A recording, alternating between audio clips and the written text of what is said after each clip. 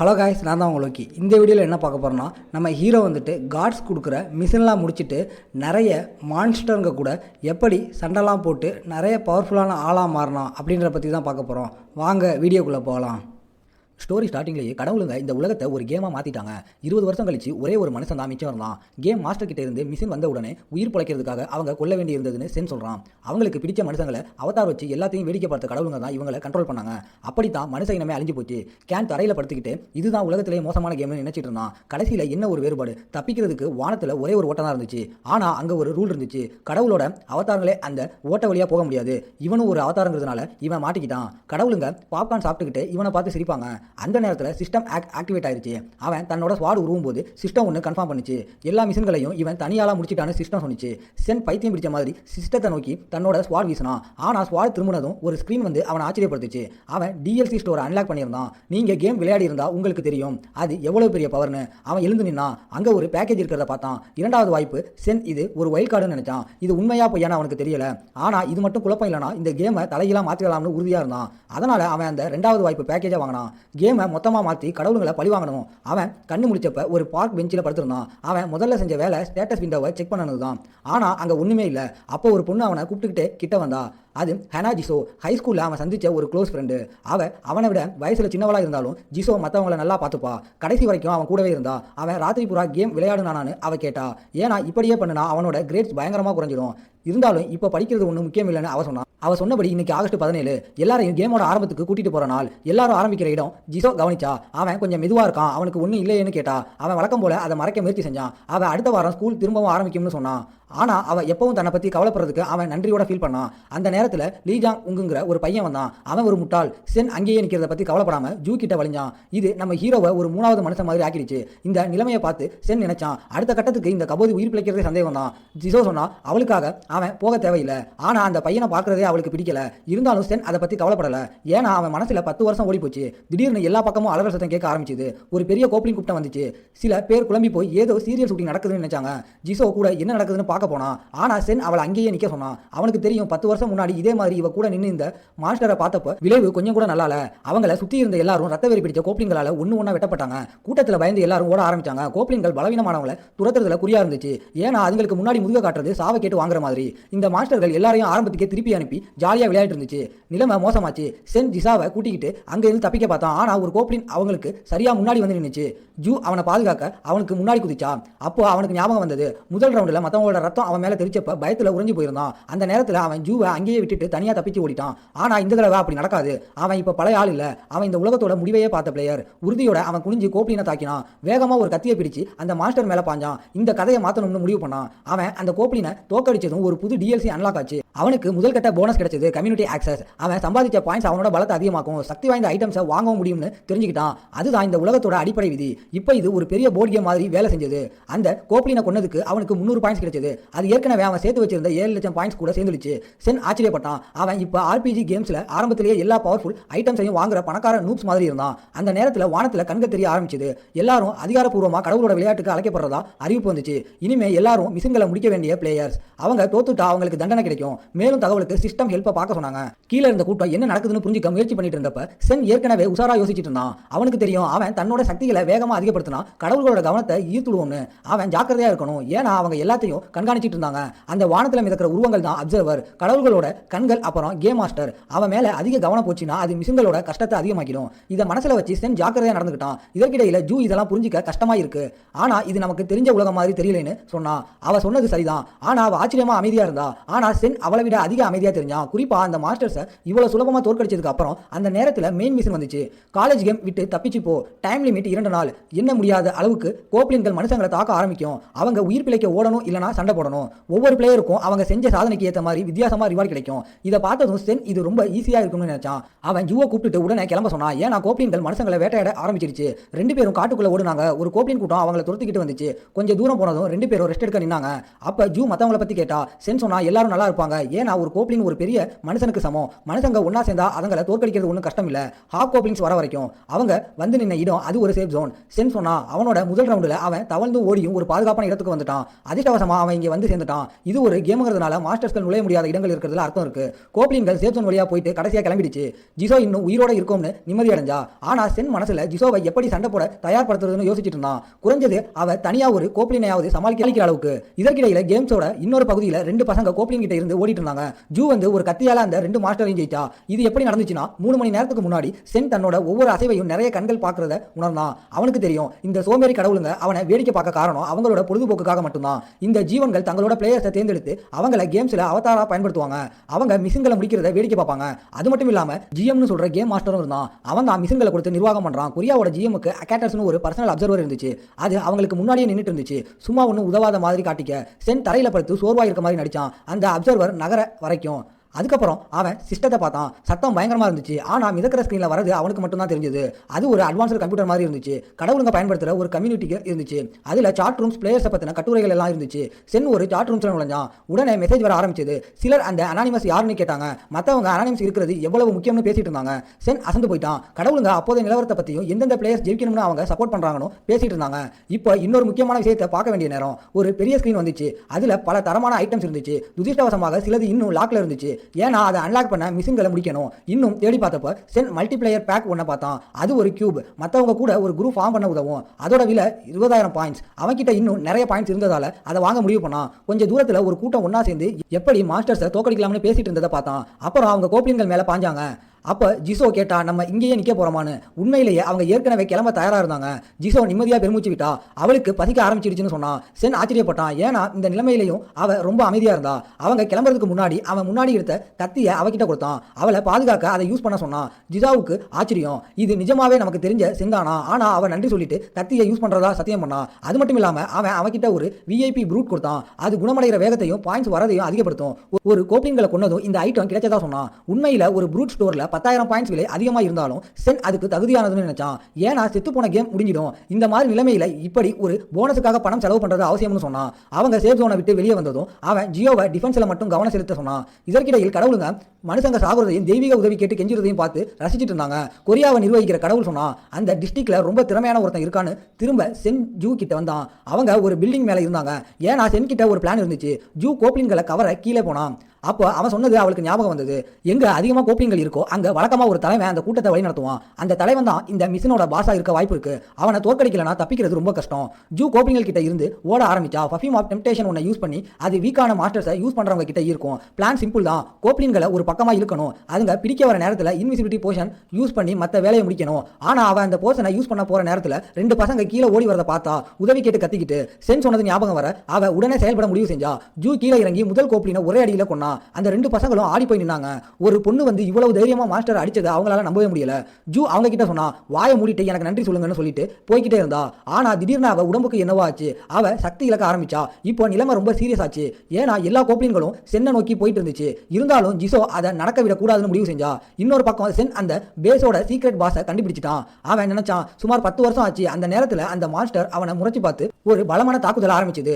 சென் அந்த மாஸ்டர் மேல குதிச்சு அதோட தோல் மேல இறங்கினான். அவன் ஒரு பலமான குத்து விட்டு பாஸோட ஒரு கண்ணை உடைச்சான். உடனே பின்னாடி குதிச்சான். அவனுக்கு தெரியும் அந்த மாஸ்டரோட ஸ்வாட முதல் தடவை அவன் இதை மாதிரி ஒன்ன பார்த்தப்ப கொன்ன அளவுக்கு இப்போ கொள்ளாதுன்னு 10 ஸ்ட்ரென்த் பாயிண்ட்ஸ் வச்சு சென் ஒரு கல்லை எடுத்து பாஸ் மேல வீசினான். அந்த கவனச்சிதலை பயன்படுத்தி மாஸ்டரோட சொந்த சுவாலையே அதை முடிச்சான். இப்படி அவன் அந்த பேஸோட சீக்ரெட் பாஸை காலி பண்ணான். அவனுக்கு ஹாப் கோப்லின் பெல்ட்டும் 500 பாயிண்ட்ஸும் ரிவார்ட் கிடைச்சது. வெற்றிக்கு பிறகு சென் தன்னோட ஸ்டேட்டஸை செக் பண்ணான். நிஜமாவே தேவைப்பட்டா மட்டும் அப்கிரேட் பண்ணிக்கலாம்னு நினைச்சான். அவனுக்கு தெரியும் அவன் சீக்ரெட் பாஸை தோற்கடிச்சதை கடவுளுங்க சீக்கிரம் கண்டுபிடிச்சிடுவாங்கன்னு. அந்த அப்சர்வர் வரதுக்குள்ள அவன் கிளம்பணும்னு சென்னுக்கு தெரியும். அவன் ஜூவை தேட ஆரம்பிச்சான். ஆனா வழியில ஒரு கோப்லின் கூட்டம் பயந்து ஓடி வரதை பார்த்தான். கவலைப்பட்டு அவன் வேகமா ஓடி போய் ஏதாவது கெட்டது நடந்திருக்கான்னு பார்த்தான். கொஞ்சம் தூரத்துல சென் ஜூவை கண்டுபிடிச்சான். அவ செத்து கிடந்த கோப்லின்கள் கூட்டத்துக்கு நடுவுல நின்றுட்டு இருந்தா. அவ எல்லாத்தையும் தனியால காலி பண்ணியிருந்தா. அவளோட கத்தியை மட்டும் வச்சு கொஞ்ச நிமிஷத்துக்கு முன்னாடி கோப்லின்கள் அவனை பிடிக்க திரும்பி வந்தப்ப ஜூ வந்து வேகமாகவும் சரியாகவும் தாக்கியிருந்தா. ஜென் அவகிட்ட வந்ததும் அவ முட்டி போட்டு மாஸ்டரை இழுத்தப்ப 2 மனுஷங்களை பார்த்ததா சொன்னான். அவ பார்த்தப்போ அவங்க நல்லா தான் இருந்தாங்கன்னு சொன்னான். ஆனா அந்த படுகொலைக்கு நடுவுல அவங்க 2 பேரும் கீழே மயங்கி விழுந்துட்டாங்க. அவங்க பயத்துல மயங்கி விழுந்திருக்கலாம். இல்லனா அதுக்கு நான் தான் காரணம்னு ஜூ நினைச்சா. ஆர்வமா சென் அவளோட ஸ்டேட்டஸ் விண்டோவை பார்க்க கேட்டான். அதை பார்த்ததும் அவன் அசந்து போயிட்டான். அவகிட்ட ரொம்ப அரிதான ஒரு எபிலிட்டி இருந்துச்சு.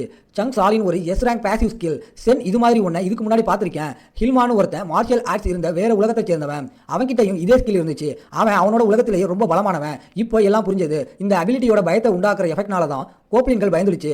ஆனா இந்த ஒரு அற்புதமான ஸ்கில்ஸா இருந்தாலும் இந்த சக்தியை கட்டுப்படுத்தலைனா சுயநினைவை இழக்கிற ஆபத்து இருந்துச்சு. சென் புரிஞ்சுக்கிட்டான் ஜூ கட்டுப்பாட்டை இழக்காம இருக்க அவளை நல்லா பாத்துக்கணும்னு. ஜூ கேட்டா அது என்ன ஸ்கில்னு. சென் சொன்னா சுருக்கமா சொல்லணும்னா அவ எவ்வளவு ரத்தத்தை பாக்குறாளோ அவ்வளவு பலசாலி ஆவா. அவன் சொன்னா இது விசித்திரமா இருக்கு, ஏன்னா ரத்தத்தை பார்த்தாலே அவ கண்கள் சிவப்பா மாறிடுது, இந்த திறமையை கட்டுப்பாடு இல்லாம பயன்படுத்துறது ஆபத்துன்னு அவளை எச்சரிச்சான். இருந்தாலும் இவ்வளவு சக்தி வாய்ந்த ஸ்கில்லோட ஆரம்பிக்கிறது ஒரு பெரிய பிளஸ்னு அவன் ஒத்துக்கிட்டான். அப்ப சென் கேட்டான் அவன் கூட ஒரு கான்ட்ராக்ட் போட்டுக்கிறான்னு.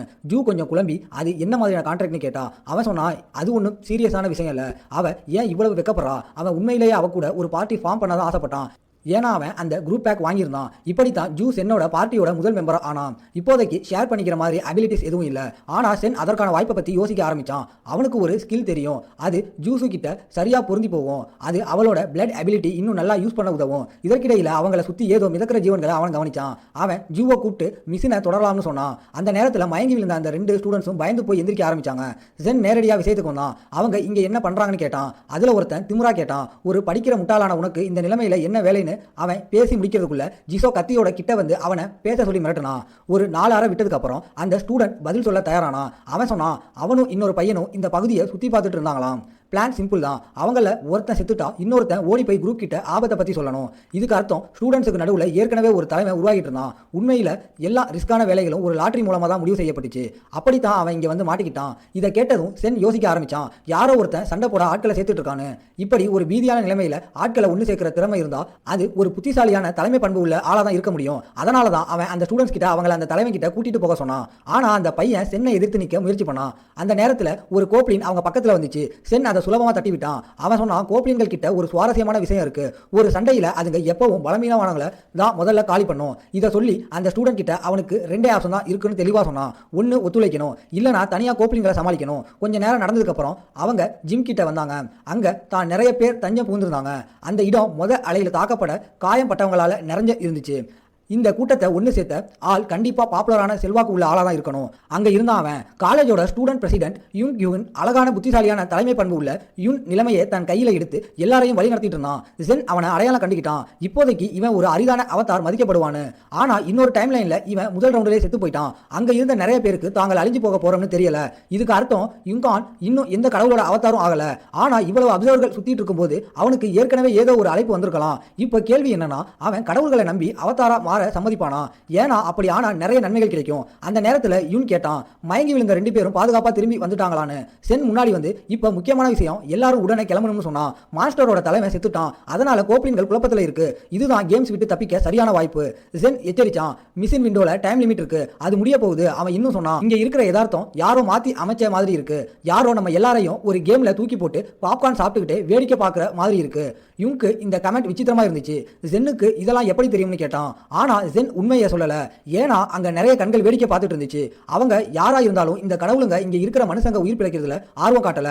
யுன் இன்னும் அவதாரா மாறாததால அவனை வேகமா கிளம்ப வைக்கிறது தான் இப்ப முக்கியம். சீக்ரெட் பாஸ் எத்துட்டதால கடவுளுங்களுக்கு போர் அடிக்க ஆரம்பிக்கும். அதனால அவங்க புதுசா எதிர்பார்க்காத மிஷன்களை அனுப்பலாம். ஜென்னை பொறுத்தவரை இந்த பைத்தியக்காரத்தனமான கேம்ல முக்கியமான விஷயமே கடவுள்களோட செயல்களை புரிஞ்சுக்கிட்டு கணிக்கிறது தான். கடைசியா யுன்னுக்கு புரிஞ்சது, இந்த மிஷனோட முக்கிய நோக்கம் தப்பிக்கிறது தானே. அவனுக்கே ஏற்கனவே தெரிஞ்சிருந்தது வெளியில இருக்கிற உலகத்தோட தொடர்பு கொள்ள வழியே இல்லைன்னு. யுன்னோட யோசனையை பார்த்து ஜென் ஆச்சரியப்பட்டான். இவ்வளவு புத்திசாலித்தனமா யோசிக்கிற ஒருத்தன் எப்படி முதல் ரவுண்டிலே செத்து போனான்? ஜென்னுக்கு ஞாபகம் வந்தது, அவனோட மத்த டைம்லைன்ல ஜிம்ல எந்த தப்பு நடக்கலன்னு கேள்விப்பட்டான். ஆனாலும் அங்க இருந்த எல்லாரும் சீக்ரெட் பாஸால கொல்லப்பட்டாங்க. முதல்ல அவன் அந்த தலைவன் ஒரு கோழைன்னு நினைச்சான். ஆனா இப்ப பாக்குறப்ப அப்படி தெரியல. ஜென் யோசிச்சுட்டு இருந்தப்ப இன்னொருத்தன் குறுக்கிட்டான், நம்ம மீட்புக்காக காத்துக்கிறது தான் சிறந்த வழின்னு சொன்னான். தப்பிச்சு ஓடுறது தற்கொலைக்கு சமம்னு அவன் வாதிட்டான். இவன் தான் பார்க் டாங் ஹுவான் பட்டப்பெயர் பேட். சென்னுக்கு இவனை நல்லா ஞாபகம் இருந்துச்சு, ஏன்னா அவனோட போன வாழ்க்கையில பார்க் டாங் நிறைய பிரச்சனைகளை கிளப்பியிருந்தான். இதற்கிடையில பிரசிடென்ட் யூன் நாம ஏதாவது செஞ்சே ஆகணும்னு வாழ்க்கை முயற்சி செஞ்சான். ஆனா பார்க் சொன்னான், யூன் ஒரு சாதாரண பந்தயத்துக்காக எல்லாரோட உயிரையும் பணைய வைக்கிறான்னு. ஜென் ஆச்சரியப்பட்டாலும் இந்த ஆள் தன்னோட காலேஜை சேர்ந்தவனு அவனுக்கு தெரியாது. என்ன நடக்குதுன்னு அவனுக்கு வேகமா புரிஞ்சிடுச்சு. இந்த ஆள் ஒருவேளை ஏதோ ஒரு கடவுளோட அவதாரா மாறி இருக்கலாம். அந்த ஆள் ஜென் முட்டாள்தனமா பேசுறதா கத்த ஆரம்பிச்சான். காரணமே இல்லாம எல்லார் உயிரையும் பணைய வைக்க பாக்குறான்னு சொன்னான். 2 முட்டாளுங்க ஒரு கோப்ளினை கொண்டுட்டாங்க, உடனே அவங்களுக்கு எல்லாம் தெரிஞ்ச மாதிரி நினைக்கிறாங்கன்னு கத்தனான். அவனோட பேச்சை கேட்டா இந்த மாஸ்டர்கள் மனுஷங்க புரிஞ்சுக்கிறத விட பயங்கரமானவை. ஆயுதம் இல்லாம தப்பிக்கிறது சாத்தியம் இல்ல. அதனால எல்லாரோட பாதுகாப்புக்காக போலீஸ் இல்லனா ஆர்மி வர வரைக்கும் காத்திருக்கிறது தான் புத்திசாலித்தனமான பிளான். ஆனால் சென்னுக்கு தெரியும் இது எல்லாம் பொய்யுன்னு. அவனுக்கு தெளிவாக ஞாபகம் இருந்துச்சு அந்த சைக்கோ யாருன்னு. இந்த ஆள் ஒவ்வொரு குரூப்புக்குள்ளேயும் போவான், ஜனங்க ஒருத்தர் அடிச்சுக்கிற வரைக்கும் சண்டையை மூட்டி விடுவான். அவன் மனுஷங்க முகமூடியை போட்டிருந்தான், ஆனால் அவன் ஒரு தந்திரமான அயோக்கியன். அப்போ ஜூ கேட்டா அவங்க கோப்ளின்களை எப்படி கொண்டாங்கன்னு அவன் பார்த்தானா. அவனுக்கு ஒன்றும் புரியல. கோப்ளின்னு திரும்ப கேட்டான். அவன் சொன்னான் வெளியில இருக்கிற மாஸ்டர்ஸை கொன்னதும் அதுங்க தலைக்கு மேல பேர் வருதுன்னு சொன்னான். அதனால வெளியே உலகத்தோட தொடர்பே இல்லாதப்ப மீட்புக்கு காத்திருக்கிறது முட்டாள்தனம்னு சொன்னான். அந்த முரட்ட ஆள் சொன்னான் யாரும் வெளியில வர சம்மதிக்க மாட்டாங்கன்னு. ஜென் கூலா சொன்னான் அப்படின்னா எல்லாரும் இங்கேயே செத்து போங்க, எனக்கு அதை பத்தி கவலை இல்லை. இது சென் அந்த பேட்டோட ஆட்டத்தை கெடுக்க செஞ்ச ஒரு முயற்சி. அவனுக்கு தெரியும் அவனோட உண்மையான நோக்கம் எவ்வளவு முடியுமோ அவ்வளவு சாவுகளை ஏற்படுத்தி அதுக்கு ஏற்ற ரிவார்ட்ஸ் பெறது தான். ஸ்டூடெண்ட்ஸ் கவுன்சில் பிரசிடென்ட் சென் கூட போக முடிவு செஞ்சான். இதனால பேட்டுக்கும் விருப்பம் இல்லைனாலும் குரூப் கூட வர வேண்டிய கட்டாயம் ஆச்சு. சென்னை பொறுத்தவரை இது பேட் ஒரு கடவுளோட அவதாரங்கிற அவனோட சந்தேகத்தை இன்னும் அதிகப்படுத்திச்சு. இதற்கிடையில குரூப்ல இருந்த சில வயசான மெம்பர்கள் கேட்க ஆரம்பிச்சாங்க, வெளியில மாஸ்டர்ஸ்கள் இருக்கப்ப போறது பாதுகாப்பானதானு. உளவு பார்த்த குரூப் சொல்லி இருந்துச்சு மாஸ்டர்ஸ்கள் அவங்களோட தலைமை செத்துட்டதால குழப்பத்தில் இருக்குன்னு. அதுல ஒருத்தன் எரிச்சலோட கிண்டல் அடிச்சான், ஓ நீ எல்லாரையும் இந்த சிக்கல்ல மாட்டி விட போறியா அயோக்கியன, இதுக்கு உனக்கு எந்த அகாடமிக் பாயிண்ட்ஸும் கிடைக்காதுன்னு எதிர்பார்க்காத. ஜென் பொறுமை இல்லாம சொன்னான், இங்க எவன் அகாடமிக் பாயிண்ட் பத்தி யோசிச்சுட்டு இருக்கா கிழட்டு பயில. எல்லாரும் தயாரானதும் குரூப் கடைசியா ஜிம்மை விட்டு வெளியே வந்துச்சு. ஜிசு கவலையோட கேட்டா எல்லாம் ஓகேவானு. ஜென் உறுதியா சொன்னா நம்ம பெரிய கூட்டமா இருக்கிற வரைக்கும் கோப்ளின்கள் தாக்காது, அதனால பேட் நம்ம கூட இருந்தாலும் இப்போதைக்கு அவனையும் உயிரோட வச்சுக்கிறது நல்லது, ஏன்னா அவன் பின்னால யூஸ் ஆகலாம். குரூப் முன்னாடி போய்கிட்டே இருந்துச்சு. சீக்கிரமா மெயின் கேட்ல அடைஞ்சாங்க. அந்த நேரத்துல ஒரு புது ஸ்கிரீன் வந்துச்சு. மிஷனோட கஷ்டம் அதிகமாக போகுதுன்னு சொல்லிச்சு. ஒரு பூகம்பம் வந்துச்சு. அதுல இருந்து ஒரு சென்டினல் மினனர் வெளியே வந்துச்சு. சென் நம்ம முடியாம சொன்னான், முட்டாள்தனமா இருக்கு, முதல் மிஷின்லேயே இதை கொண்டு வந்திருக்காங்க. இந்த மாதிரி மாஸ்டர்லாம் 15வது மிஷனில் தான் வரும். அவனுக்கு தெரியும் எதிர்பார்த்த மாதிரி ஹேக் கோப்ளின் வந்திருந்தா சாதாரண பிளேயர்ஸ் ஒன்னா சேர்ந்து சுலபமாக ஜெயிச்சிருக்கலாம். ஆனால் ஒரு சென்டினல்ங்கிறது வேற லெவல். அது இந்த மிஷினை தோற்கடிக்கிறதுக்காகவே டிசைன் பண்ண கேம் ஈவெண்ட் மாதிரி மாற்றிச்சு. சென்னுக்கு தெளிவாக புரிஞ்சது, கடவுளுங்க அந்த இடத்துல இருக்கிறவங்கள படுகொலை பண்ணத்தான் விரும்புகிறாங்க. ஆனால் இது முதல் மிஷிங்கிறதுனால அந்த சென்டினலுக்கு சக்தி கம்மியாக இருக்கும். எஃப் ரேங்குக்கு மேலே அபிலிட்டிஸை யூஸ் பண்ண முடியாது. பேட் விரக்தியில் கத்தனா, எல்லாரும் ஓடுங்க. உடனே ஜிசோ பேட்டை அரைஞ்சி வாயை மூட சொன்னான். அவ சொன்னா நாம ஓடக்கூடாது, அப்படி ஓடுனா மினாட்டார் நம்மளை துரத்தும். அப்படியும் சில முட்டாளுங்க தப்பிக்க முயற்சி செஞ்சாங்க. அந்த மாஸ்டர் கர்ஜித்து ஒரு ஃபியர் எஃபெக்ட் யூஸ் பண்ணிச்சு. முதல்ல ஓடுனவன் ஒரு மிதியில நசுங்கி செத்தான். ஒரு வயசானவரும் செத்து போனாரு. மினாட்டார் வெறித்தனமா கர்ஜிட்டு இருந்துச்சு. ஸ்டூடெண்ட் கவுன்சில் பிரசிடென்ட் ஷாக் ஆகிட்டான். அந்த மாஸ்டர் 5 மீட்டருக்கு மேல உயரமா இருக்கிறத பார்த்தான். இவ்வளவு கஷ்டம் திடீர்னு அதிகமானதும் தப்பிச்சு ஓடுனது நல்ல ஐடியாவான அவன் யோசிக்க ஆரம்பிச்சான். ஜென் முடிவு செஞ்சான், அவன் மாஸ்டரோட கவனத்தை திசை திருப்புற பெயிட் ஆக போறான்னு. அப்ப எல்லாரும் தப்பிச்சிடலாம், இதை தன்னை தவிர வேற யாராலும் செய்ய முடியாதுன்னு அவன் சொன்னான். பிரசிடென்ட் சென் அந்த நிலைமையிலும் காட்டின அமைதியையும் தெளிவான சிந்தனையும் பார்த்து அசந்து போயிட்டான். ஜென் ஒரு சிவப்பு துணியை எடுத்து மெட்டாடர் விளையாட வேண்டிய நேரம் வந்துடுச்சுன்னு சொன்னான். அவனோட சிக்னலுக்காக எல்லாரும் ஓட ஆரம்பிச்சாங்க. அவன் துணியை ஆட்டி மினாட்டாரை ஈர்த்தான். பிளான் ஒர்க் அவுட் ஆச்சு. மாஸ்டர் தன்னோட முழு கவனத்தையும் சென் மேல வச்சது. குரூப் கேட்டை நோக்கி ஓடுனப்ப பிரசிடென்ட் சென்னை பார்த்து ஆச்சரியப்பட்டுட்டே இருந்தான். அவன் மாஸ்டரோட எல்லா தாக்குதலையும் திறமையா தவிர்த்தான். அவங்க கேட்டை கடந்ததும் முதல் மெயின் மிஷின் முடிஞ்சது. அந்த பக்கம் பிரசிடென்ட் மற்றவங்களை எல்லாரும் ஓகேவான்னு செக் பண்ண சொன்னான். ஆனா அப்போதான் கவனிச்சான், ஒரு பேரியர் காரணமா அவங்களால திரும்பி போக முடியல. அவன் சென்னை ஓட சொல்லி கத்துனான். ஆனா அவன் சுதாகரிக்கிறதுக்குள்ள சென் ஒரு பெரிய குத்து வாங்கி தூக்கி வீசப்பட்டு தரையில விழுந்தான். குரூப்ல இருந்தவங்க சென் செத்துட்டான்னு நினைச்சு கிளம்பிட்டாங்க.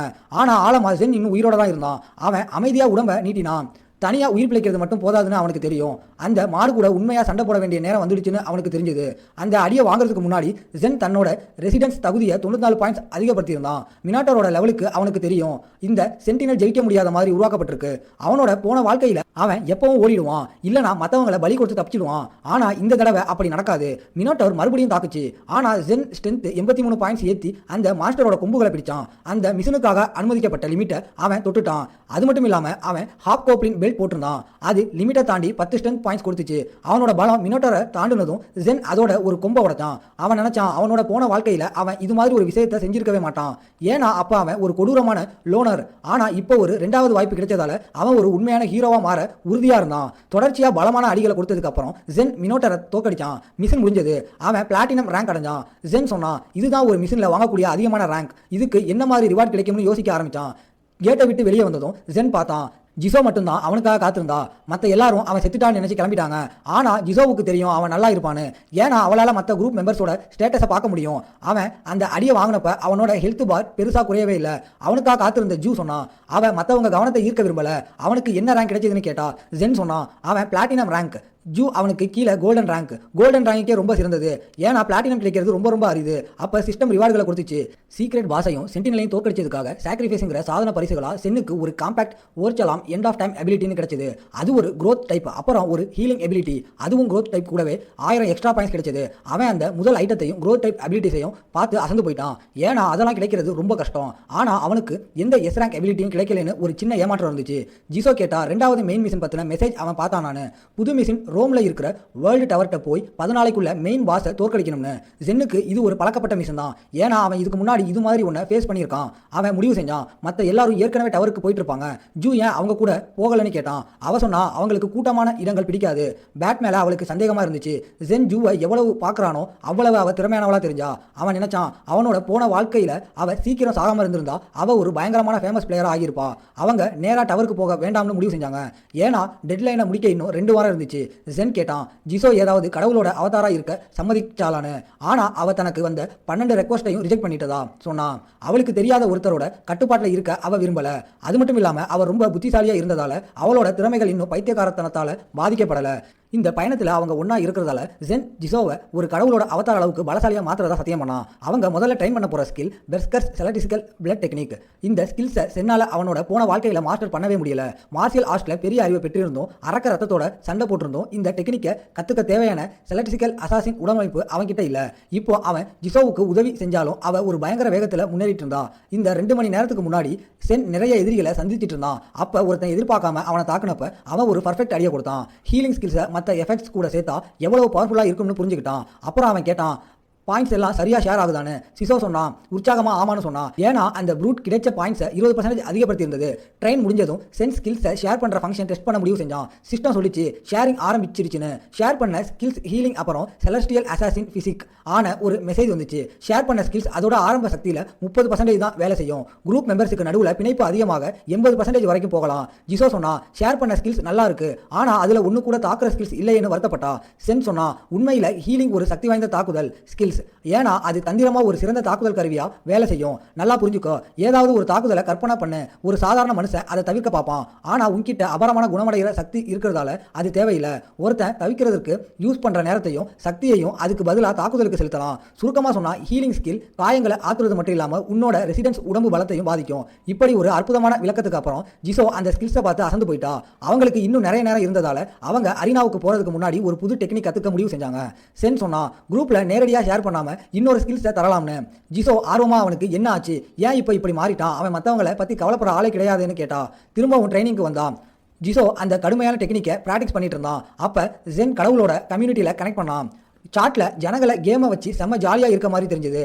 ஜென் அங்கிருந்த ஒருத்தரை ஹானஸ்ட் லைஃப்ங்கிற பேர் வச்சு அடையாளம் கண்டுக்கிட்டான். அவனுக்கு தெரியும் இந்த பேரை யூஸ் பண்ற எந்த கடவுளும் உண்மையிலே நேர்மைக்கு எதிரான ஆளா தான் இருப்பானு. அது ஒருவேளை அந்த துரோகியான பேட்டோட கடவுளா இருக்குமோன்னு சந்தேகப்பட்டான். எரிச்சலோட அவன் யூகிச்சான் இந்த கடவுளோட பிளான்ஸ் நினைச்ச மாதிரி போகல போல. இதற்கிடையில் இன்னொரு கடவுள் புலம்பிட்டு இருந்தான். அவனோட அவதார் ஒரு பேங்கை கொள்ளையடிக்க முயற்சி பண்ற அளவுக்கு முட்டாளா இருக்கானு. அனானிமஸ் 48ங்கிற பேர்ல சென் அந்த நிலைமையை கிண்டல் பண்ணான். நானும் அதை பார்க்கலாம்னு கேட்டான். அந்த நேரத்தில் ஜெஸ்டர் அவனுக்கு ஒரு இன்வைட் அனுப்பினான். அவளோட பர்சனல் அப்சர்வர் சேனல் ரூமுக்கு வர சொல்லி. அந்த ரூமுக்குள்ள ஒரு சின்ன பொண்ணு ஒளிஞ்சிட்டு இருந்துச்சு. ஒரு போலீஸ்காரர் வந்து அவன் நல்லா இருக்கலான்னு கேட்டாரு. அப்போதான் சென் ஒரு முக்கியமான விஷயத்தை கண்டுபிடிச்சான். ஆக்சஸ் கார்டு ரோம் டவர்ல இருக்கிற மாஸ்டரை தோற்கடிக்க தேவையான ஒண்ணு. அதுக்கப்புறம் சென்னும் சிசோவும் ஊருக்குள்ள நடந்தாங்க. மாஸ்டர்ஸ்கள் செஞ்ச சேதங்களை பார்த்தாங்க. அதுங்களுக்கு நாகரிகத்து மேல கொஞ்சமும் அக்கறை இல்ல. ஜிசோ சொன்னா இப்போ போலீஸும் இல்ல ஆர்மியும் இல்ல, அதனால நமக்கு தெரிஞ்ச உலகம் அழிஞ்சு போச்சு. அந்த நேரத்தில் ஒரு மாஸ்டர் வந்து ஜிசோவை தாக்குச்சு. ஆனா அவ அதோட தலையில ஒரு பர்ஃபெக்ட் அடி அடிச்சா.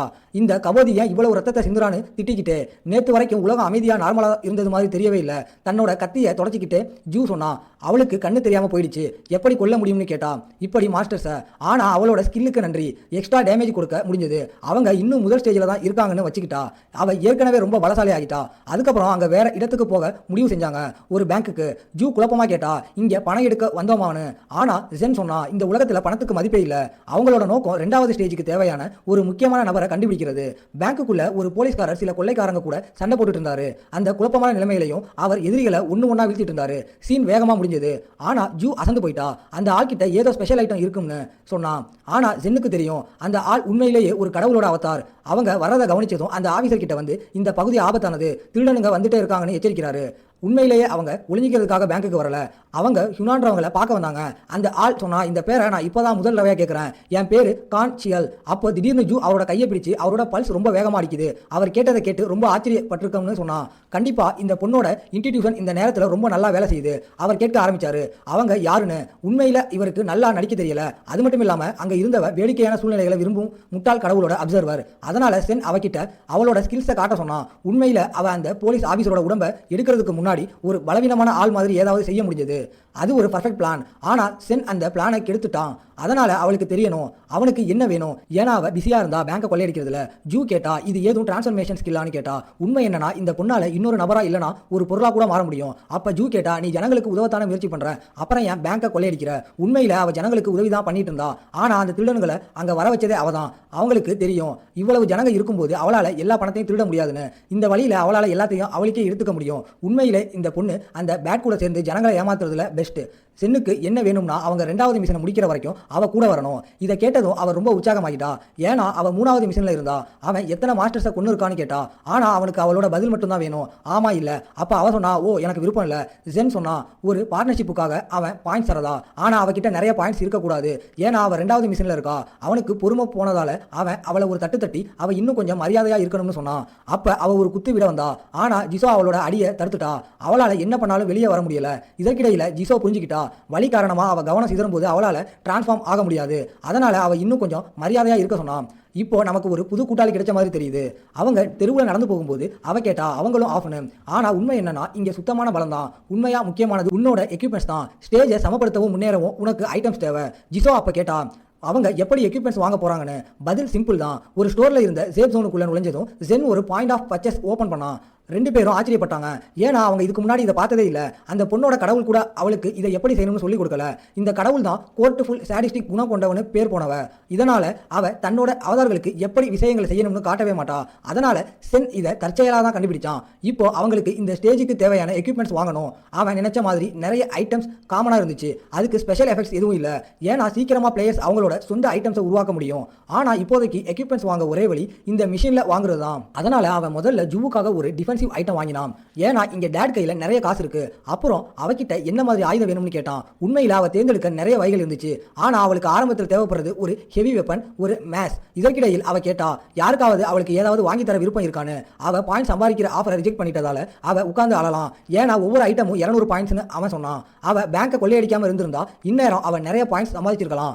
அப்ப ஒரு கிளாட்டன் வேகமா ஓடி வந்துச்சு. ஆனா சென் அதை வெட்டி சுவர் வழியா ஓட்ட போட்டுட்டான். அவன் ஓர்ச்சலாம ஸ்வால்ல டெஸ்ட் பண்ணிட்டு இருந்தான். ஏன்னா இது ஒரு ரொம்ப சக்தி வாய்ந்த உலோகம். இதை ஆயுதங்களிலேயோ ஐட்டங்களிலேயோ பூசலாம். லிக்விடாவோ சாலிடாவோ இதை ஸ்வால்ல தேய்ச்சா போதும், அது முழுசா பூசப்பட்டுடும். இந்த நேரத்தில் ஜிசோ சொன்னா, அவங்க டவர் ஆஃப் ரோம் வந்துட்டாங்கன்னு. அந்த பெரிய கட்டிடத்தை பார்த்து அந்த பொண்ணு கேட்டா, அவங்களோட 2வது மிஷன் என்னன்னு.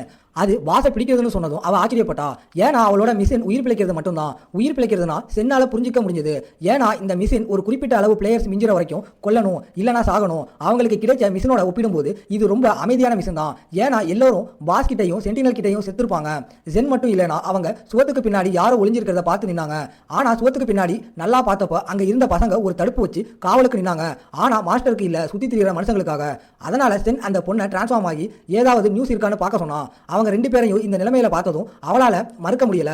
அவ பக்கத்துல குதிச்சா. அந்த பையன் கடந்து போனதும் அவனுக்கு லேசா ஒரு தட்டு தட்டி அவனை தூங்க வச்சிட்டா. அவ டிரான்ஸ்ஃபர்மேஷனை யூஸ் பண்ணா. அந்த விசித்திரமான சத்தத்தை செக் பண்ண வந்த இன்னொரு பையன் கூட கலந்துட்டான். உள்ள அவங்க பேசிட்டு இருந்தாங்க. எப்படி அவங்க கடைசி ஃப்ளோர் வரைக்கும் வந்துட்டாங்க, பாஸை தோற்கடிச்சிடுவாங்கன்னு. அப்ப அவங்களுக்கு முன்னாடி அவங்க 2வது ஸ்டேஜோட பாஸை பார்த்தாங்க. அது கண்ணை திறந்ததும் எல்லாரையும் நடுங்க வச்சு தப்பிக்க முயற்சி செஞ்ச எல்லா பிளேயர்ஸையும் நசுக்கிடுச்சு. இந்த ஸ்டேஜோட பாஸ் இந்த பில்டிங்கோட உச்சில இருக்கிறதா சொல்லப்பட்டுச்சு. பாஸோட ஹாலுக்குள்ள போறது கஷ்டம். நீங்க முதல் ஸ்டேஜை உங்க கூட முடிச்சவங்களோட மட்டும்தான் உள்ள போக முடியும். கடைசியில ஒரு பாஸ் இருக்கும். 2 டீம் அதை கொல்ல முயற்சி பண்ணும். ஆனா ஒரே ஒரு டீமால மட்டும்தான் மிஷனை முடிக்க முடியும். பிளஸ் நீங்க தோத்துட்டா தண்டனை இருக்கும். அதனால தான் லேட்டா வர டீம் கேட்டை கவனிச்சுக்குது. உள்ள அவங்க அந்த முட்டாள சந்திச்சாங்க. அவன் இன்னும் அப்படியே தான் இருந்தான். குறைஞ்சது போன தடவையை விட இப்ப ரொம்ப மரியாதையா இருந்தான். ஆனா இப்ப சென்னுக்கு பிரசிடென்ட்டை பார்க்கணும். அவங்களுக்கு வழிகாட்டிட்டு அவன் சொன்னான், இதுதான் அவங்களோட பேஸ்னு. இதுக்கு அர்த்தம் இங்க நிறைய அப்சர்வர்கள் இருக்காங்க. அவங்க டீம்ல இருந்த பொண்ணு கூட கேட்டா, போன ஸ்டேஜில் அவன் அப்படி என்ன செஞ்சான், எல்லாரும் அவனை இப்படி பார்க்கறாங்கன்னு. ஆனா உண்மை என்னன்னா மற்றவங்க தப்பிச்சு போனப்ப அவன் தனியா அந்த சென்டினலை காலி பண்ணியிருந்தான். இதை கேட்டதும் அவன் ஆச்சரியப்பட்டா. அது நிஜம்தானான்னு கேட்டா. அப்போதான் பிரசிடென்ட் ஓடி வந்து அவன் நல்லா இருக்கான்னு கேட்டான். அங்க ஒரு சின்ன ஹக் மூமெண்ட் கூட நடந்துச்சு. அப்புறம் அவன் சொல்ல ஆரம்பிச்சான், அவன் இந்த இடத்தை பாதுகாத்துட்டு இருக்கான். ஏன்னா அவங்க லேட்டா வந்தாங்க. மற்ற டீம் அவங்கள விட ரொம்ப பலசாலி பலசாலியா இருக்காங்க. அப்ப ஜென் பிரச்சனையை தீர்த்தான். எல்லாத்தையும் வேணுங்கிற அந்த அயோக்கியன்களை வீழ்த்த ஒரே வழி இருக்குன்னு சொன்னான். ஞாபகப்படுத்திக்க, டவருக்குள்ள ஒரு பாஸ் இருக்கு. 2 டீம் அது மேலே கண்ணு வச்சிருக்கு. அதை கொல்லாத டீமுக்கு ஒரு தண்டனை கிடைக்கும், அது சாவு. ஜென் சொன்னா, பிரசிடென்ட் தான் சொன்னாரு அவங்க மட்டும்தான் பாஸ் டவரோட உச்சியில் இருக்கிறதா சொன்னாங்கன்னு. அப்போ அப்படி இருந்தால் அவங்க சும்மா சம்மதிச்சு அந்த முட்டாள்களை முதல்ல முயற்சி பண்ண விடலாமா? பிரசிடென்ட் இது ஒரு ஜோக்னு நினைச்சான். ஆனால் உண்மையிலேயே அவங்க கடைசி ஃப்ளோரில் இருக்கிற பாஸை ஜெயிக்கலாம். மேலே இருக்கிற அந்த ஆள் தான் உண்மையான பாஸாக இருந்தா. அப்போ பிரசிடென்ட் சொன்னா, வீடியோவை பார்த்தா அது நிஜமாவே பாஸ் தான். ஒரு மாஸ்டர் அதோட பார்வையை பயமுறுத்துற அளவுக்கு பலசாலியாக இருந்துச்சு. அவன் டவருக்குள்ள நுழைஞ்சதும் அவனுக்கும் பாஸ் ஸ்டேஜ் ஸ்க்ரீன் வந்துச்சு. அவங்க மற்ற ஃப்ளோர்ஸை கூட செக் பண்ணாங்க. ஆனால் அது மாதிரி பலமான வேற எந்த மாஸ்டரையும் கண்டுபிடிக்க முடியல. அப்ப சென் கேட்டான், அவங்க ரோமோட பேஸ்மெண்ட் போனாங்களான்னு. அவன் சொன்னா, ஒரு பாஸுக்கும் ஒரு சாதாரண மாஸ்டருக்கும் பெரிய வித்தியாசம் இருக்கு. ஏன்னா ஒரு பாஸ் தனக்கான சொந்த ஆர்மியை உருவாக்கி அதுங்களுக்கு பக்கத்துல தான் இருக்கும். இதற்கிடையில மேலே இருந்த பசங்கள ஒருத்தன் உதவிக்கு கத்துனான். ஏன்னா அந்த அயோக்கியனுங்க இங்கே வந்துட்டாங்க, அவங்க கூட சேர முடிவு பண்ணிட்டான். பிரசிடென்ட் சொன்னா, தாக்குறவங்க எல்லாரும் கிரிமினல்ஸ். அவங்க முதல் ஸ்டேஜில் இருந்து கொரியால கில்ஸ் வச்சிருந்தாங்க. ஆனா அவங்கள தவிர ஒரு கில்ஸ் அதிக கவனம் இருந்துச்சு. ஏன்னா அது உலகம் மாறினதும் ஜெயில இருந்து தப்பிச்ச கிரிமினல்ஸால உருவாக்கப்பட்டது. ஒரு கில்டு தங்களோட லாபத்துக்காக மனுஷங்களை பூச்சி மாதிரி கொள்ளும், முன்னேற்றத்துக்காக எதையும் செய்யும். இதை சின் கில்டு. இந்த கில்டை உருவாக்குன ஆள் வேற யாரும் இல்ல, கிம் ஜுன் டபிள்யூ. அவன் கேட்டான், அவங்க சண்டைக்கு வந்தாங்களான்னு. உண்மையில் பிரசிடென்ட் இன்னைக்கு அங்கே வந்ததுக்கு காரணம் அவங்க ஒரு முடிவுக்கு வந்திருந்தாங்க. அவங்க குரூப் பாஸ் ரூமை முதல்ல தாக்கலாம்னு முடிவு செஞ்சாங்க. ஆனால் அவனுக்கு அந்த பூச்சிங்க ஒன்றும் செய்யலை. அவங்க பின்வாங்கலைன்னா அங்கே எப்படியும் சாக தான் போகிறாங்க. அப்போ பிரசிடென்ட் சொன்னால், அவங்களுக்கு ஜெயிக்க வாய்ப்பு இல்லாதால அவங்க வேற வழியை கண்டுபிடிப்பாங்க. ஏன்னா அவன் பாஸை முதல்ல கொன்னுட்டா. கொஞ்ச நேரத்தில் இன்னொரு பாஸ் வரலாம். அந்த பெரிய ஆள் மட்டும் கீழே வந்து சொன்னான், அவங்க ஏதாவது பிளான் போட்டா கடைசியில் சாகத்தான் போகிறாங்க. சென் நினைச்சான், அந்த ஆள் ஒரு பெரிய கடவுள், ஹெஸோட அவதார். அவன் அப்படி இருக்க சம்மதிச்சான். ஆனால் அவங்களை கண்மூடித்தனமாக நம்ப மாட்டான். அதனால தான் பிரசிடென்ட் சொன்னான், அவன் கடைசி வரைக்கும் அங்கேயே இருப்பான்னு. ஆனால் அந்த திமிர் பிடிச்சவன் சொன்னான், அவன் தான் லீடர், அதனால பேட் அவனோட இடத்துல இருப்பான். இதை கேட்டதும் அவங்களுக்கு தெரிஞ்சிடுச்சு ஏதோ கெட்டது நடக்க போகுதுன்னு. அப்போ அந்த மஸ்குலர் ஆள் சொன்னான், எல்லாரும் இங்கேயே இருப்பாங்க. அவனோட செயின்ஸ் வச்சு அவங்க மேலே வந்தான். ஆனால் சென் சுலபமாக தடுத்துட்டான். பிரசிடென்ட் அது என்னன்னு கேட்டப்ப பதில் சிம்பிள் தான். சென் ரொம்ப திறமையானவன், ஆனால் இந்த ஆள் அடக்கமாக இருக்கிறது நல்லது. இல்லைனா அவங்க கூட வம்பு பண்ணுற மாதிரி ஆகிடும். ஏன்னா அவன் ஜூட் பார்த்தப்ப அவன் ஏற்கனவே பயந்துட்டான். அது என்னன்னு யோசிச்சு அதனால அந்த கோலை பையன் பேட் இருக்க சம்மதிச்சான். இப்போ கோலையாக இருக்க நேரம் இல்லை, ஏன்னா செய்ய வேண்டியது நிறையா இருக்கு. அதுக்கப்புறம் சென் கூட்லு ஷாப் குரூப்புக்கு அறிமுகப்படுத்தினான். அவன் பிரசிடென்ட் கூட பேசிட்டு இருந்தப்ப அப்புறம் அவன் ஃபோனில் பேசிட்டு இருந்தான். மற்ற பக்கத்தை அவன் கிட்ட விட்டுறதா சொன்னான். திடீர்னு ஜூ வந்து அவன் என்ன பண்ணுறான்னு கேட்டா. இங்கே தான் அவன் தாக்குதலுக்கு யூஸ் பண்ண போகிற எக்யூப்மெண்ட்ஸ் இருந்துச்சு. ஒரு ஈட்டி, அப்புறம் மோதிரங்கள். அதில் இருக்கிற கல்லோட நிறத்தை பொறுத்து வெயிட்டை அட்ஜஸ்ட் பண்ணிக்கலாம். ஜூ சொன்னா, அவளுக்கு ஸ்டாண்டர்ட் டிஃபென்ஸ் எக்யூப்மெண்ட்டும் அவளோட அழகான மேசும் மட்டும் போதும். அவன்கிட்ட கேட்டா, அவனுக்கு ஈட்டி யூஸ் பண்ண தெரியாதாம்னு. உண்மையில் அவனால் எந்த வகையான ஆயுதத்தையும் யூஸ் பண்ண முடியும். ஏன்னா உயிர் பிழைக்கிறதுக்கும் திறமை வளர்த்துக்கிறதுக்கும் நடுவில் அது தேவையில்லை. அவன் தான் பலமானவங்களை ஜெயிச்சவன், சிறந்தவன், தனியாக உயிர் பிழைச்சவன். ஆனால் இந்த தடவை ஒருவேளை அவனுக்கு பலமானவங்கிற பட்டம் கிடைக்கலாம். அப்புறம் அவன் சொன்னான், பிரசிடென்ட் நல்ல எக்யூப்மெண்ட்ஸ் கொடுத்துருக்காரு, அவரும் ஒரு அவதார் மாறி இருக்காரு போல. ஏன்னா பிரசிடென்ட் ஒரு கெட்ட கடவுளாக இருக்க மாட்டாரு. இந்த தடவை அவர் எல்லாரும் தயாராக இருக்காங்கன்னு சொல்ல வந்தார். அப்போ அவர் ஈட்டியை பிரசிடென்ட் கிட்ட கொடுத்து பாஸை கண்டுபிடிச்சதும் ரூமோட நடுவில் வைக்க சொன்னான். ஏன்னா அப்படி வச்சா ஃப்ளோரை குத்துறது சுலபமாக இருக்கும். அதனால் அவங்க செய்ய வேண்டியதெல்லாம் பாஸை ஈட்டி இருக்கிற பக்கம் இழுத்துட்டு வரது தான். அவருக்கு புரியலனாலும் சரின்னு சொல்லிட்டாரு. இப்போ பேட் கிட்ட போனால் அவன் குரூப்பில் வந்து மெசேஜ் பார்த்தான். அவங்க பேஸ்மெண்ட் கீழே போறாங்க. அந்த சாக்கடை என்ன பண்ணான், அவனோட கடவுள் கூட அவனை ஜாக்கிரதையா இருக்க சொன்னார்னு யோசிச்சான். இந்த நேரத்தில் அவன் எழுந்து கதவை தட்டினான். ஏன்னா அவனுக்கு பாஸ் கிட்ட சொல்லணும். கார்டு அந்த முட்டாளை கூட்டிட்டு போனான். அவன் தன்னோட டீம் செஞ்ச ரகசிய மிஷினை பத்தி எல்லாத்தையும் கொட்டிட்டான். கீழே பேஸ்மெண்ட்ல அவங்க உண்மையான பாஸை தேடி மாஸ்டரை வேட்டையாடிட்டு இருந்தாங்க. சென் சொன்ன மாதிரி அவங்க டார்ச்சர்ஸ் கொண்டு வந்தாங்க. ஏன்னா மாஸ்டர்கள் இருட்டில இருந்து வந்துச்சு. அப்ப அவன் அந்த சாக்கடை எலிக்கு ஒரு அடி கொடுத்தான். காரணமே இல்லாம நம்மளோட எண்ணிக்கை அதிகமாகுதுன்னு சொன்னான். இப்போ அவங்க ஏற்கனவே பாதி தூரம் வந்திருந்தாங்க. அவங்க பேஸ்மெண்ட்டோட 3வது ஃப்ளோர்ல இருந்தாங்க. மொத்தம் 6 ஃப்ளோர் இருந்துச்சு. அப்ப பேங்க் கொள்ளக்காரி கிட்ட இருந்து ஒரு மெசேஜ் வந்துச்சு, அவங்க கீழே இறங்கிட்டு இருக்காங்கன்னு. திரும்ப அந்த கேங் ஆள் கிட்ட போனா அவன் கோபமா சுவரை குத்திட்டு இருந்தான். இந்த நேரத்தில் அந்த ஆள் பேட்டை கூட்டிட்டு வந்தான். அவனுக்கு ஏதோ சொல்லணுமா.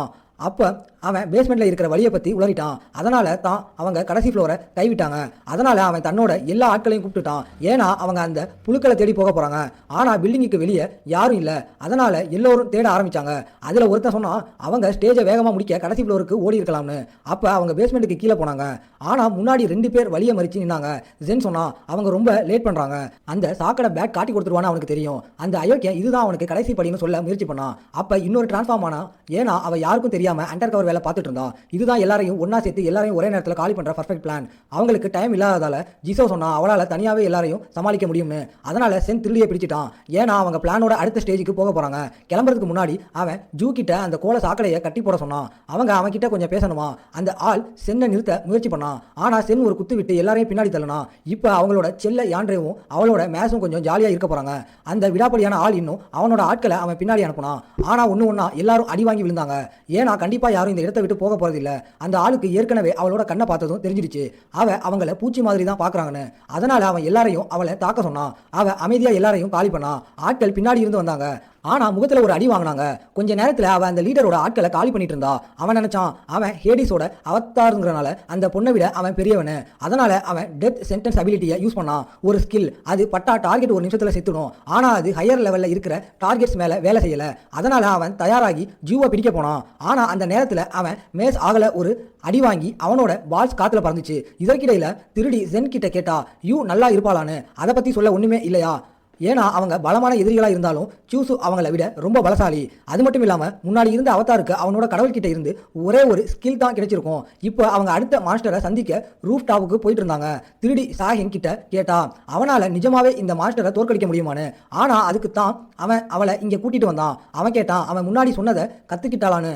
அவன் கத்துக்கிட்டதால அவன் அவளுக்கு குறைஞ்சது 2000 பாயிண்ட்ஸ் மதிப்புள்ள ஒரு ஐட்டத்தை வாங்கி கொடுக்க போறான். அதனால இப்போ அவன் முன்னாடி சொன்ன மாதிரி மாறணும். ஒரு வீசல் அவ டிரான்ஸ்ஃபார்ம் ஆனாலும் கேட்டா இது ஏதாவது விதத்துல உதவுமானு. ஆனா அவன் உறுதியா சொன்னான் நேரம் வரப்ப அவளுக்கு புரியும்னு. உள்ள மனுஷங்க துண்டு துண்டா கிழிஞ்சு எல்ப்ஸ் ஐ காரணமா சிலையா மாறி கிடந்தாங்க. அதனால இப்போ அந்த வீசல் திருடி அந்த பூச்சி எங்க ஒளிஞ்சிருக்குன்னு கண்டுபிடிக்கணும். அவ குதிச்சு தன்னோட வழியில போனான். இதற்கிடையில சென் அந்த பூச்சை பார்த்தான். அது பயங்கர பெருசா இருந்துச்சு. ஸ்டேஜோட சென்ட்ரி அது தன்னை ஆரோகானு அறிமுகப்படுத்திச்சு. ஏன்னா இன்னொரு முட்டாள் வந்துட்டானா. முதல்ல மிஷின்ல வந்த மினாட்டார் மாதிரி இல்லாம இந்த சாக்கடைக்கு ஒரு பேர் இருந்துச்சு. இதுக்கு அர்த்தம் இது ஒரு நேம்டு மாஸ்டர். இந்த ஸ்டேஜை ரூல் பண்ணுது. எந்த பிளேயரும் அதை ஜெயிக்க முடியாத கான்ஃபிகரேஷன். ஒரு உண்மையான சென்டினல் அதுக்கிட்ட ஈவில் ஐ ஆஃப் பர்டிஃபிகேஷன் இருந்துச்சு. அதோட பார்வைப்பட்டா எந்த உயிருள்ள ஜீவனும் கல்லா மாறிடும். அதனால அது திருடிக்கிட்ட சொன்னிச்சு. இப்போதான் அவன் சொன்னதை செய்ய வேண்டிய நேரம். அவளுக்கு போக விருப்பம் இல்லை. அதனால ஒருவேளை அவன் அவளை அது மேல தூக்கி போடணுமா. வீசல் அது மேல ஏறிச்சு. சென் இன்னொரு பக்கம் அந்த பூச்சியோட கண்ணுல படாம ஜாக்கிரதையா இருந்தான். ஆனா அந்த பூச்சி மட்டும் சொன்னிச்சு அவன் பார்க்கறத விட புத்திசாலியா இருக்கான். இது எப்படி முடியுங்கிறது அவங்க வீசல் திருடியை பொறுத்தது. அந்த பூச்சியை கேட்டது ஏன் இந்த வீசல் அதோட எபிலிட்டியால பாதிக்கப்படலைன்னு.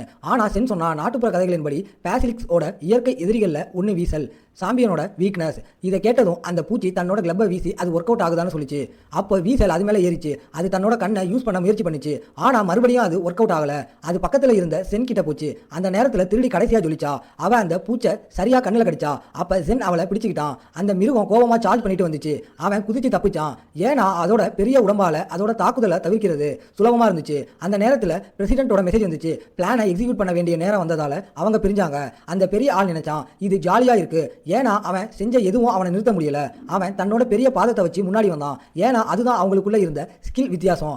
ஆனா பிரச்சனை என்னன்னா இந்த பைத்தியக்கார மிருகம் ரொம்ப பேசிச்சு. அதனால சென் விரல் சொடக்கனான். ஒரு கோழிக்கு ஒரு மாதிரி சத்தம் வந்துச்சு. அந்த மிருகம் பைத்திய மாதிரி கத்துச்சு. சென் எல்லா பக்கத்துல இருந்தும் வெட்ட ஆரம்பிச்சான். அந்த மிருகம் சொல்லிச்சு அவனோட செதில்களை குத்துற அளவுக்கு அவன் பலசாலி இல்ல, சோர்வுலையே செத்துடுவான்னு. அப்ப அசையாம நின்று சென் சொன்னான் அவன் சொன்ன மாதிரியே இது மாதிரி ஒரு மாஸ்டரை கொல்லுறது சாத்தியம் இல்ல. அதனாலதான் இது மாதிரி ஒரு சென்டினலை கொல்ல அவன் வேற வேற வழிகளை யோசித்தான். ஏன்னா அவனோட போன வாழ்க்கையில அவனால ஜெயிக்க முடியாத எதிரியை சந்திக்கிறது அவனுக்கு பழக்கம். ஸ்கில்ஸ், ஸ்டேட்டஸ், யூனிக் ட்ரெடிட்ஸ் எல்லாம் முக்கியம் தான். ஆனா அவனோட முதல் ரவுண்டில் அது எதுவும் அவன் கிட்ட இல்லை.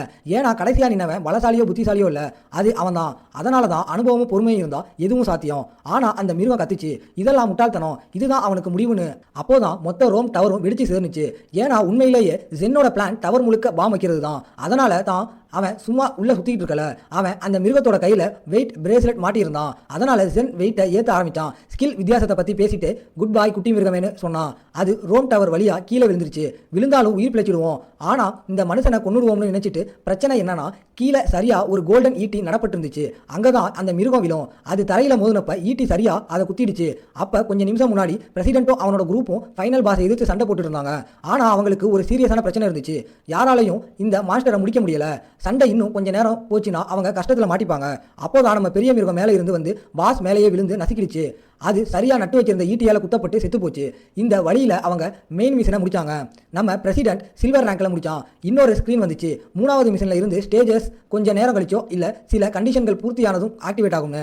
இதுக்கு அர்த்தம் மூணாவது மிஷன் எப்போ ஆரம்பிக்கும்னு யாருக்கும் தெரியாது. சென் வந்து எல்லாரும் சேஃபா இருக்காங்களான்னு கேட்கற வரைக்கும். ஏன்னா அவன் மிருகத்தை சரியா ஈட்டி இருந்த இடத்துல விழ வச்சிருந்தான். பிரசிடென்ட் ஆச்சரியப்பட்டான். ஏன்னா அவன் அவ்வளவு பெரிய மிருகத்தை விழ வச்சும் அவன் அவன் உடம்புல எந்த காயமும் இல்லை. அவன் சொன்னான் அவனால தான் அவங்க எல்லாரும் ஜெயிச்சாங்க. ஆனால் இன்னொரு பக்கம் இதுவே கிரிமினல்ஸாக இருந்திருந்தா வேற மாதிரி இருந்திருக்கும். ஏன்னா பிரசிடென்ட் சொன்னபடி அவங்க ஸ்பெக்டேட்டரை கொல்ற அளவுக்கு திறமையானவங்க. அதனால தான் அவங்களும் பலசாலி ஆகணும், தனியாக உயிர் பிழைக்கணும். ஏன்னா 3வது ஸ்டேஜுக்கு முன்னாடி அவங்களுக்கு கொஞ்சம் டைம் இருந்துச்சு. ஜென் சில இடங்களுக்கு ஒரு ட்ரிப் போக போகிறான். பிரசிடென்ட் கேட்டான் எங்கன்னு. ஜென் சொன்னான் விதி எங்கே கூட்டிகிட்டு போகுதோ அங்கே. அவன் சொன்னான் ஏதாவது முக்கியமாக இருந்தால் கூப்பிட சொன்னான். அவன் இன்னும் சொன்னான் அவங்களுக்கு எப்போ அவன் தேவைப்பட்டாலும் ஒரு கால் பண்ணால் போதும். அப்புறம் சென் குட் பை சொல்ல ஆரம்பித்தான். ஏன்னா பிரசிடென்ட்டும் மற்றவங்களும் அவங்க எவ்வளோ பலவீனமாக இருக்காங்கன்னு புரிஞ்சுப்பாங்க. இப்போ அவங்க தனியாக உயிர் பிழைக்கணும், குறைஞ்சது 7வது மிஷன் வரைக்கும். அப்புறம் ஸ்டோரில் ஜிசோ சொன்னான் அவன் எதிர்பார்த்ததை விட லேட் பண்ணிட்டான். இப்போ அவனும் தன்னோட ஆயுதத்தை மாற்றிட்டா. ஏன்னா மற்றதோட டியூரபிலிட்டி போயிடுச்சு. அவன் அந்த ஆளை பற்றி கேட்டா. உண்மையில் அவன் அங்கே தான் கட்டப்பட்டிருந்தான். அவன் பார்த்தப்ப ஜென் ஏற்கனவே கிட்ட போய் அவனோட கழுத்தில் என்ன இருக்குன்னு கேட்டான். அது ஒன்றும் முக்கியம் இல்லை, ஒரு இன்ட்ரெஸ்டிங்கான சோக்கர் தான். அதோட வெயிட்டில் ஏற்றுனதும் அந்த ஆள் முகத்தை தரையில் முட்டினான். அவன் கேட்டான் ஒரு பிளேயர்ஸால் 200 கிலோவை சுலபமாக ஹேண்டில் பண்ண முடியுமான்னு.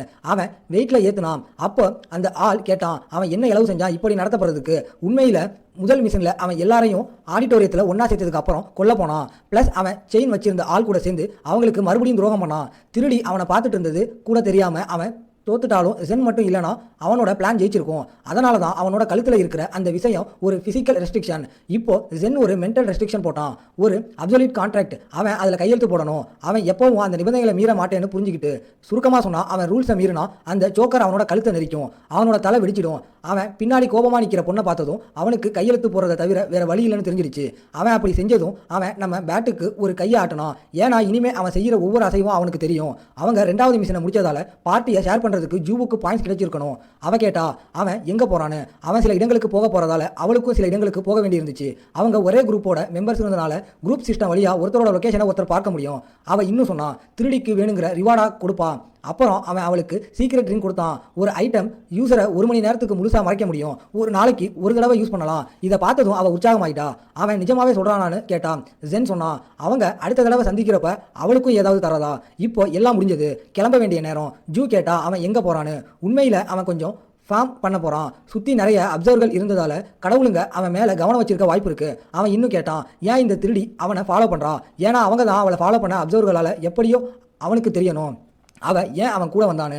நம்ம ஃபேவரட் திருடி சொன்னபடி அவங்க நிறைய நேரம் ஒன்றா செலவழிச்சிருந்தாங்க. அவன் திறமையானவங்கிறதுனால அவனுக்கு சுமையாக இல்லாமல் அவன் கூட சேர ஆசைப்பட்டா.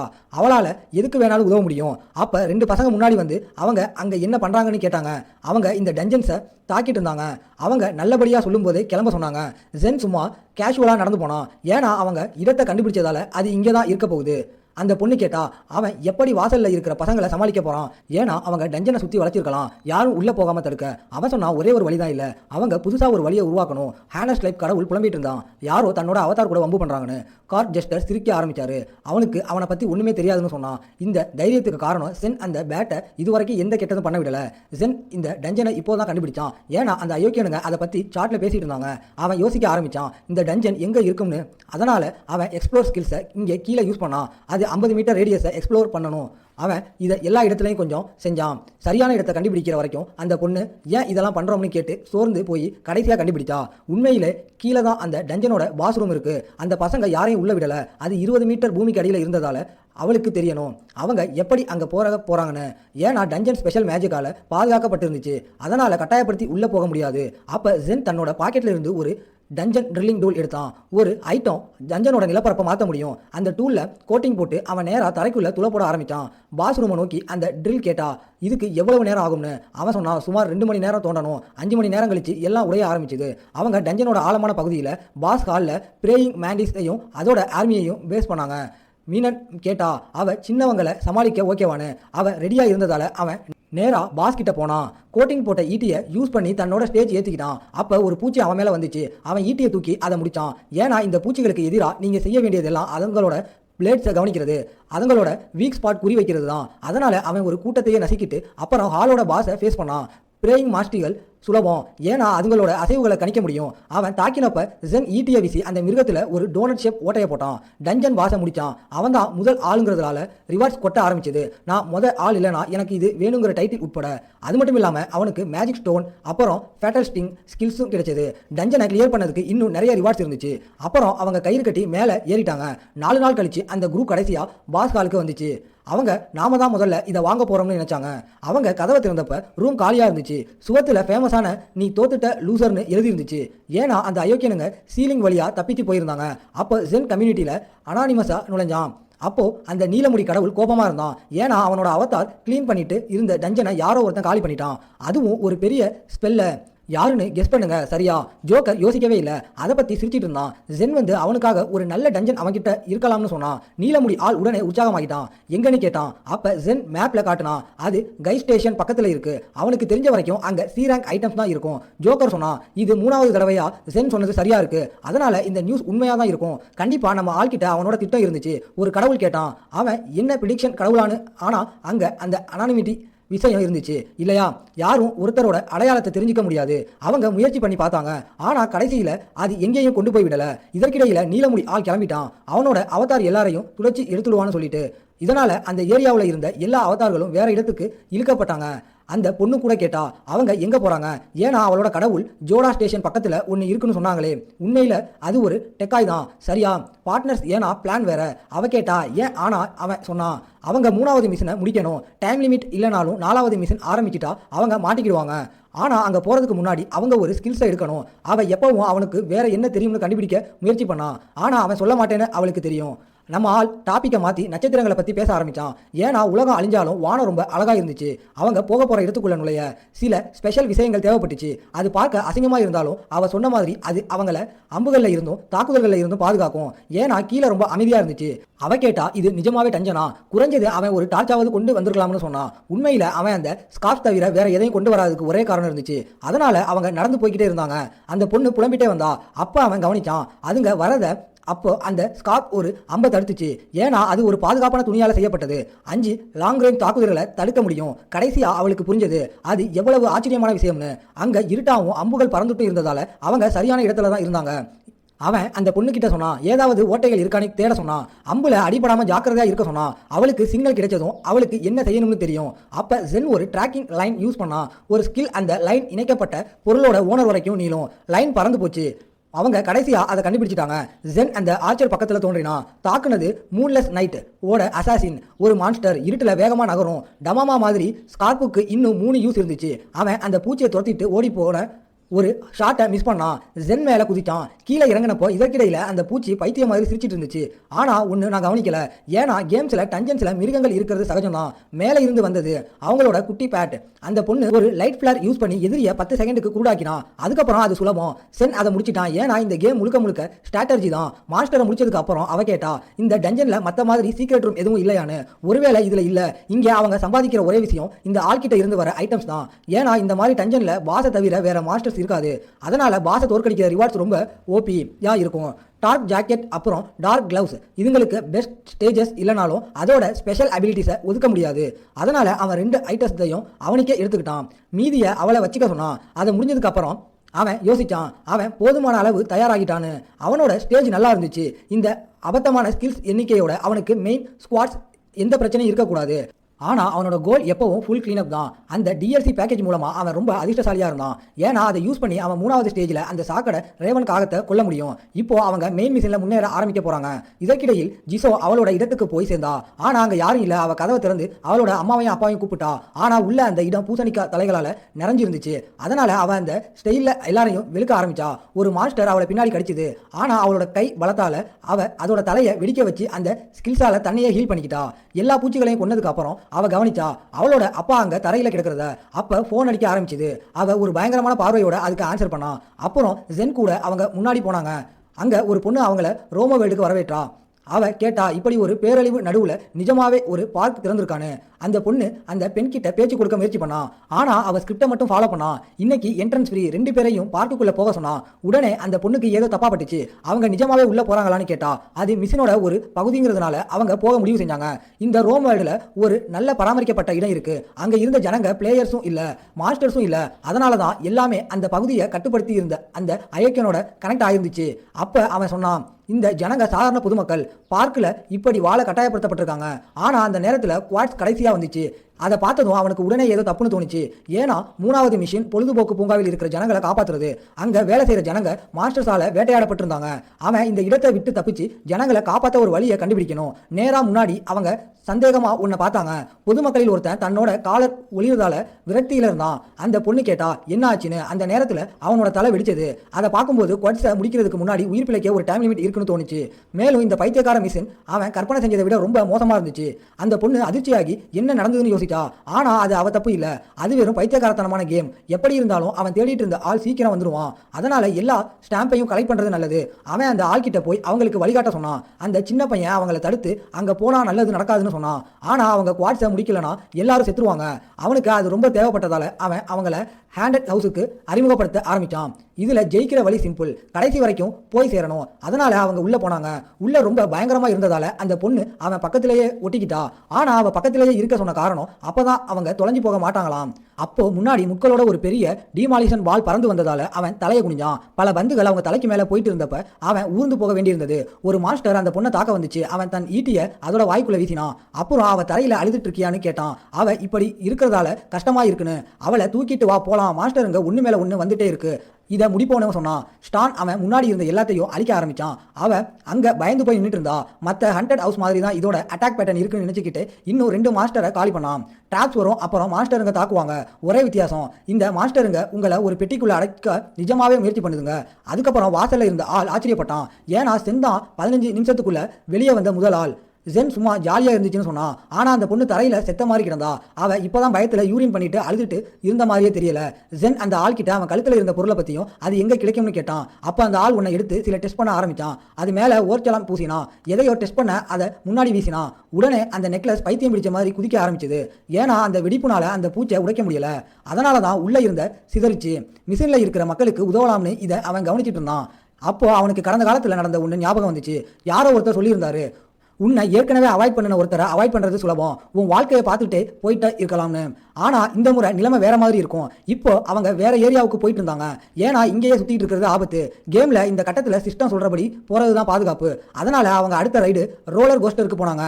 அந்த பொண்ணு போகணும்னு ஆசையா இருந்தா. ஆனா மலையில இருந்து கீழே இறங்கி இவ்வளவு தூரம் வந்ததுக்கு அப்புறம் அவளுக்கு இனிமேல் ஒரு பார்க்க கூடாதுன்னு இருந்தா. ஜென் அங்க நின்னு நான் மட்டும் இல்லைனா நீ 4 தடவை செத்துருப்பேன்னு சொன்னான். ஏன்னா அந்த ரோலர் கோஸ்டர்ல சேஃப்டி பார் மட்டும் இல்லாம இல்ல, பறக்கிற பூசணிக்காய்கள் இருந்துச்சு. இன்னும் மோசமா அந்த மலையோட கடைசியில ஒரு பெரிய மிருகம் வாயை அகலமா திறந்துட்டு இருந்துச்சு. கடைசியா அந்த வண்டிக்கு பிரேக் இல்லாம அவங்க நேரா தரையில வந்து விழுந்தாங்க. இப்போ இன்னும் ஒண்ணு தான் பாக்கி இருந்ததால அந்த பொண்ணு போகணும்னு ஆசைப்பட்டா. ஆனா பார்க் மூடுனதால அது முடியாதுங்கிறது தான் பிரச்சனை. லைட்ஸ் எல்லாம் ஆனாச்சு, மியூசிக் ஓட ஆரம்பிச்சது. ராத்திரி நிகழ்ச்சி ஏதாவது நடக்கும் போல. அவ இது ஊர்வலமானு கேட்டா. ஆனா வெளியே ஒரு மாஸ்டர் எல்லா இடத்துலயும் காஸ்டியூம் போட்டு பறந்துட்டு இருந்துச்சு. அவங்க அப்பட்டமா மக்களை கொள்றத அவ பார்க்க கூடாதுன்னு அவ முகத்தை மூடினா. அவ ஆர்வமா பார்க்கணும்னு ஆசைப்பட்டா. அவன் இவங்க தான் முன்னாடி பார்த்த ஜாம்பிஸ்ன்னு சொன்னான். அந்த நேரத்துல அவ திரும்பி கிளம்ப பார்த்தா. ஆனா கீழே உட்காரு, வெளியே மாஸ்டருங்க ஊர்வலமா போய் மக்களை வேட்டையாடிட்டு இருக்குன்னு சொன்னான். அதனால அவங்க சத்தம் இல்லாம அவனை பின்தொடரணும். ஜென்னுக்கு ஞாபகம் வந்தது, இந்த குவாட்ஸ்ல தப்பிச்சவங்க இங்க ஒரு பெரிய சஃபாரி பத்தி சொன்னாங்க. அந்த ஆள் சொன்னதை வச்சு பார்த்தா இங்க இருக்கிற மக்கள் முதல் மிஷன்ல பிடிக்கப்பட்டு நேரா 3வது மெயின் மிஷனுக்கு அனுப்பப்பட்டிருக்காங்க. இது பொதுவா நடக்காதனாலும் அந்த ரேவன் பையன் இதை நடக்க வச்சிருக்கான். அவனுக்கு கடவுள்களின் விளையாட்டுல நிச்சயம் ஆர்வம் இருந்திருக்கு. ஸ்டார்களுக்கு ஏஞ்சல்கள் இருந்தாலும் அவங்க எவ்வளவு உயரத்துல இருந்தாலும் அவங்க கடவுளா இல்லைனா விளையாட முடியாது. அதனால ஜென்னுக்கு தெரியல அந்த ரேவன் ஜிஎம் கூட ஒப்பந்தம் போட்டானா இல்ல சிஸ்டம்ல இருந்த ஓட்டையை கண்டுபிடிச்சானான்னு. முன்னாடி அவன் சொன்ன மாதிரியே அங்க நிறைய மக்கள் இருந்தாங்க. அந்த பொண்ணு முதல்ல போய் உள்ள வரலாமான்னு கேட்டா. அவங்க கிட்ட 4 ஸ்டாம்ப் இருக்கிறத பார்த்ததும் அந்த பசங்க பயந்து போய் அவங்கள உள்ள வர சொன்னாங்க. அவன் பேரு சுக்னு சொல்லி 4 ஸ்டாம்ப் வச்சிருக்கிறது ஆச்சரியமா இருக்குன்னு சொன்னான். ஏன்னா கமாண்டர் கிட்டயே 3 தான் இருந்துச்சான். அந்த பொண்ணு இது நிஜமாவே சூப்பர்னு சொன்னான். ஆனா அவ வழி முழுக்க அழுதுட்டே தான் வந்தா. அந்த பையன் அவங்கள சென்டருக்கு கூட்டிட்டு போய் கமாண்டரை பார்க்க போறதா சொன்னான். அப்ப ஸ்டான் முத்தி பார்த்துட்டு அவனுக்கு தெரிஞ்சவரை இங்க 200 பேர் இருக்கணும்னு யோசிச்சான். அப்படின்னா அவன் ஃப்ரெண்ட் ஆக வேண்டிய ஆள் இங்கே தான் இருக்கணும். அப்ப அவன் கடைசியா அவங்களை கண்டுபிடிச்சான். அவன் சந்திக்க வேண்டிய ஆள 12 உயர்மட்ட கடவுள்கள்ல ஒருத்தரோட ஒரே அவதார் ஹெஃபியூசஸ் இந்த ஆள் தான். சாங் சாயூ. அவன் கடந்த கால வாழ்க்கையில ரொம்ப ஃபேமஸான பிளேயர். அவன் செஞ்ச ஆயுதங்கள் எல்லாம் அநியாய விலைக்கு வித்துச்சு.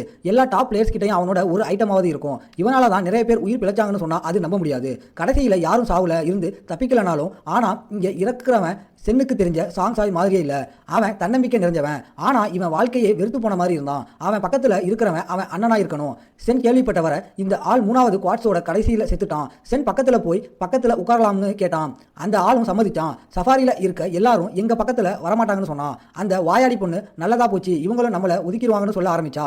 சரி அந்த குரூப் வந்து அறிமுகப்படுத்திச்சு. கொஞ்சம் கண் தெரியாத பையன் சாங் அப்புறம் அவன் தம்பி சாய் அவன் சென்னுக்கு கைக்குலுக்கி 3வது குவார்ட்ஸரை முடிக்க நாம ஒத்துமையா இருக்கணும்னு சொன்னான். அவன் வெளியே பார்க்க சாதாரண பிளேயர் மாதிரி இருந்தாலும் ஸ்டாண்டுக்கு அவன் கிட்ட ஏதோ உறுத்திக்கிட்டே இருந்துச்சு. அப்போ அவன் இது நிஜமாவே கத்தியான்னு கேட்டான். அவன் அதை கேனி மாதிரி யூஸ் பண்ணலாம், அவன் கண்ணு அடிபட்டு இருந்தாலும் அவனால இன்னும் நல்லா சண்டை போட முடியும். இதை கேட்டதும் சாங் அவனை அந்த கதையை பேச வேணாம்னு சொல்லி அவனை அனுப்பிட்டு தூங்க போயிட்டான், அந்த அடங்காத டீனேஜருங்க மாதிரி.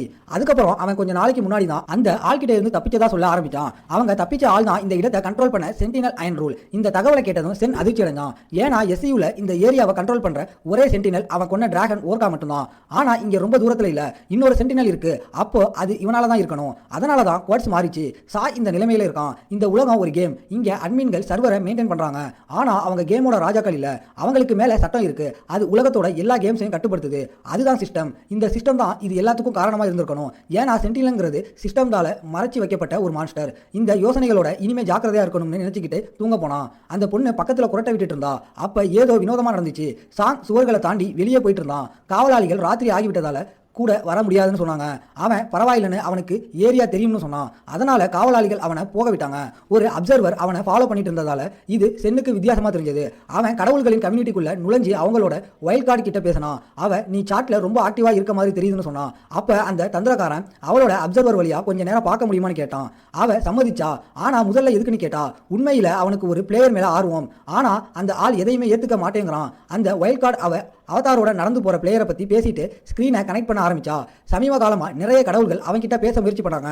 ஆனா இந்த ஆள் எல்லாரையும் வேணான்னு சொல்லிட்டான். அவளோட அவதார் தூங்கிட்டு இருந்ததால அவ எந்த பிரச்சனையும் இல்லாம அதை கொடுத்தா. ஆனா அவனுக்கு வேற ஏதாவது நல்ல நியூஸ் கிடைச்சா அதை முதல்ல அவகிட்ட சொல்லணும். உண்மையில அவன் வெளியே போன இன்னொரு பிளேயரை பத்தி தெரிஞ்சுக்க விரும்பினான். அப்படித்தான் அப்சர்வரை வச்சு அந்த ஆளை கண்டுபிடிச்சான். அவன் நினைச்ச மாதிரி இது பாத்ரூம் பிரேக் இல்ல. இந்த ஆள் எதையோ ரிப்போர்ட் பண்ணிட்டு இருந்தான். இன்னைக்கு ஏதாவது விசேஷமா நடந்துச்சுன்னா அந்த ஆள் கேட்டான். அவன் ஒண்ணு இல்ல 2 பிளேயருங்க இன்னைக்கு வந்தாங்கன்னு சொன்னான். அந்த சின்ன ரேவன் அவனை ஒழுங்கா பார்க்க சொல்லிச்சு. அவங்க ஏதாவது முயற்சி பண்ணா உடனே ரிப்போர்ட் பண்ண சொல்லிச்சு. அப்புறம் அந்த பூச்சி பறந்து போச்சு. இவன் மண்டிக்கிட்டு உட்கார்ந்தான். அவங்க கண்டுபிடிச்ச இந்த ரத்தினத்தை பார்த்து ஜோக்கர் இம்ப்ரெஸ் ஆகிட்டான். சென் ஆழமான யோசனையில இருந்தப்ப சாய் சொன்னது ஞாபகம் வந்தது.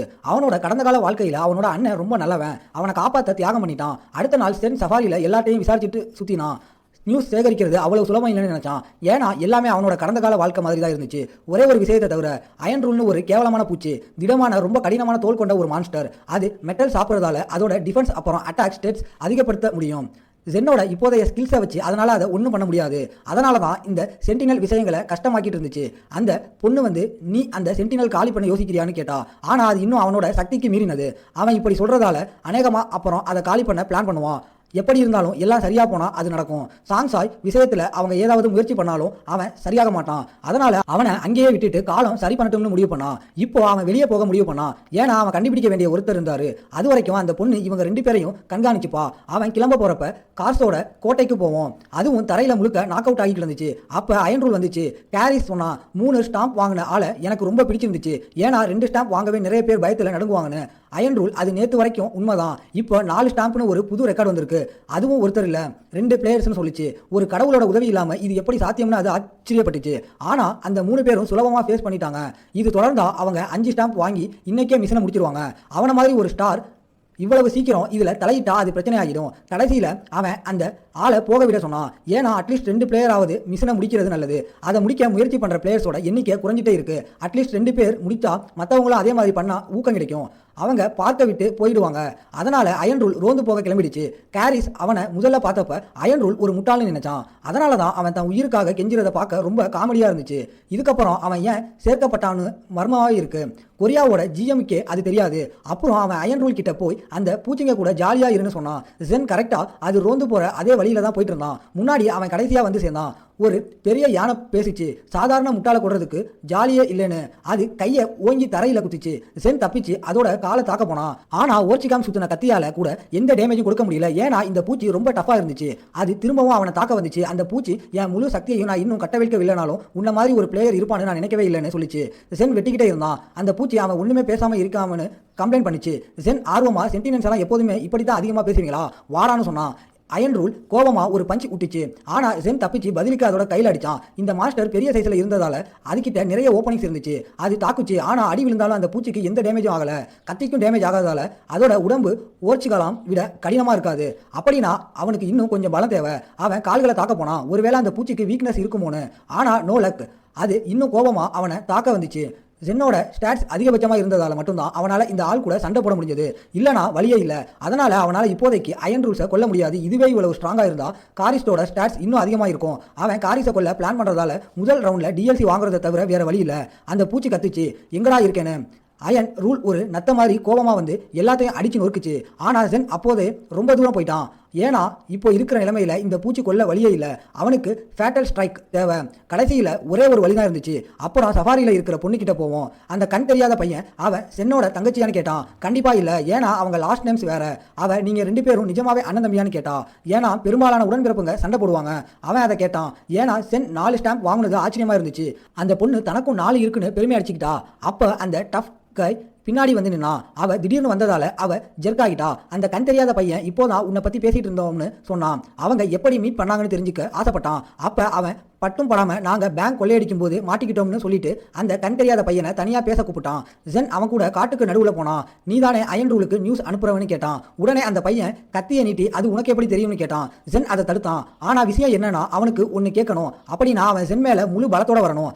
அப்பதான் அவனால் என்ன முடியும்னு ஜென் அனலைஸ் பண்ண முடியும். அந்த கண் தெரியாத பையன் எல்லா திசையிலும் கத்தியால தாக்கினான். அவனுக்கு கண் தெரியலனாலும் அவன் நிஜமாவே சூப்பரா சண்டை போட்டான். ஜென் நிறுத்தி நீ ரொம்ப திமிரா இருக்க, ஆனா சும்மா வம்பு பண்ணிட்டு இருக்கன்னு சொன்னான். சொல்றதுக்கு ஒண்ணு இல்லைனா பதில் உன்னை கொல்றது மட்டும்தான் சொன்னான். அப்புறம் அந்த கண் தெரியாத பையன் கத்தியை வச்சுட்டு வேற எதையோ எடுக்க ஆரம்பிச்சான். ஆனா ஜென் அதை அவனோட விரல் நுனியாலேயே பிடிச்சு உன்னோட ஃபென்சிங் இந்த லெவலில் தான் இருக்கான்னு சொன்னான். அந்த கண் தெரியாத பையன் இந்த பைத்தியக்காரன் 2 விரலால தன் கத்தியை நிறுத்திட்டானேன்னு நம்ப முடியாமல் நின்றுட்டு இருந்தான். இந்த மூஸை பார்த்ததும் சென் புரிஞ்சுக்கிட்டான். அவதார் இல்லைனாலும் இவனுக்கு ஸ்டாட்ஸ் ரொம்ப அதிகமாக இருக்கு. அவங்க திரும்பவும் சண்டை போட்டாங்க. சென் சலிச்சு போய் இது என்ன இலவுன்னு கேட்குற வரைக்கும் எல்லாத்தையும் வம்பு பண்ணான். உண்மையிலே அது கிளவுஸ் தான். ரொம்ப நல்லா இருந்துச்சு. சென் நீ இவ்வளவு ஸ்ட்ராங்காக இருந்தும் ஏன் ஸ்பை வேலை பார்க்குற?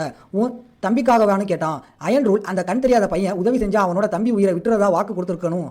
அதுதான் நடந்துச்சு. அவன் அந்த பூச்சி சந்திச்சப்போ சண்டை போட்டான். ஆனா அதை சண்டைன்னு சொல்ல முடியாது.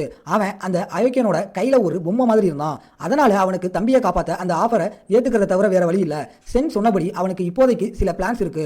இவன் அவங்க பக்கம் இருந்தா அந்த அயோக்கியன் என்ன பண்ண போறான்னு கண்டுபிடிக்க ஒரு அட்வான்டேஜ் கிடைக்கும்.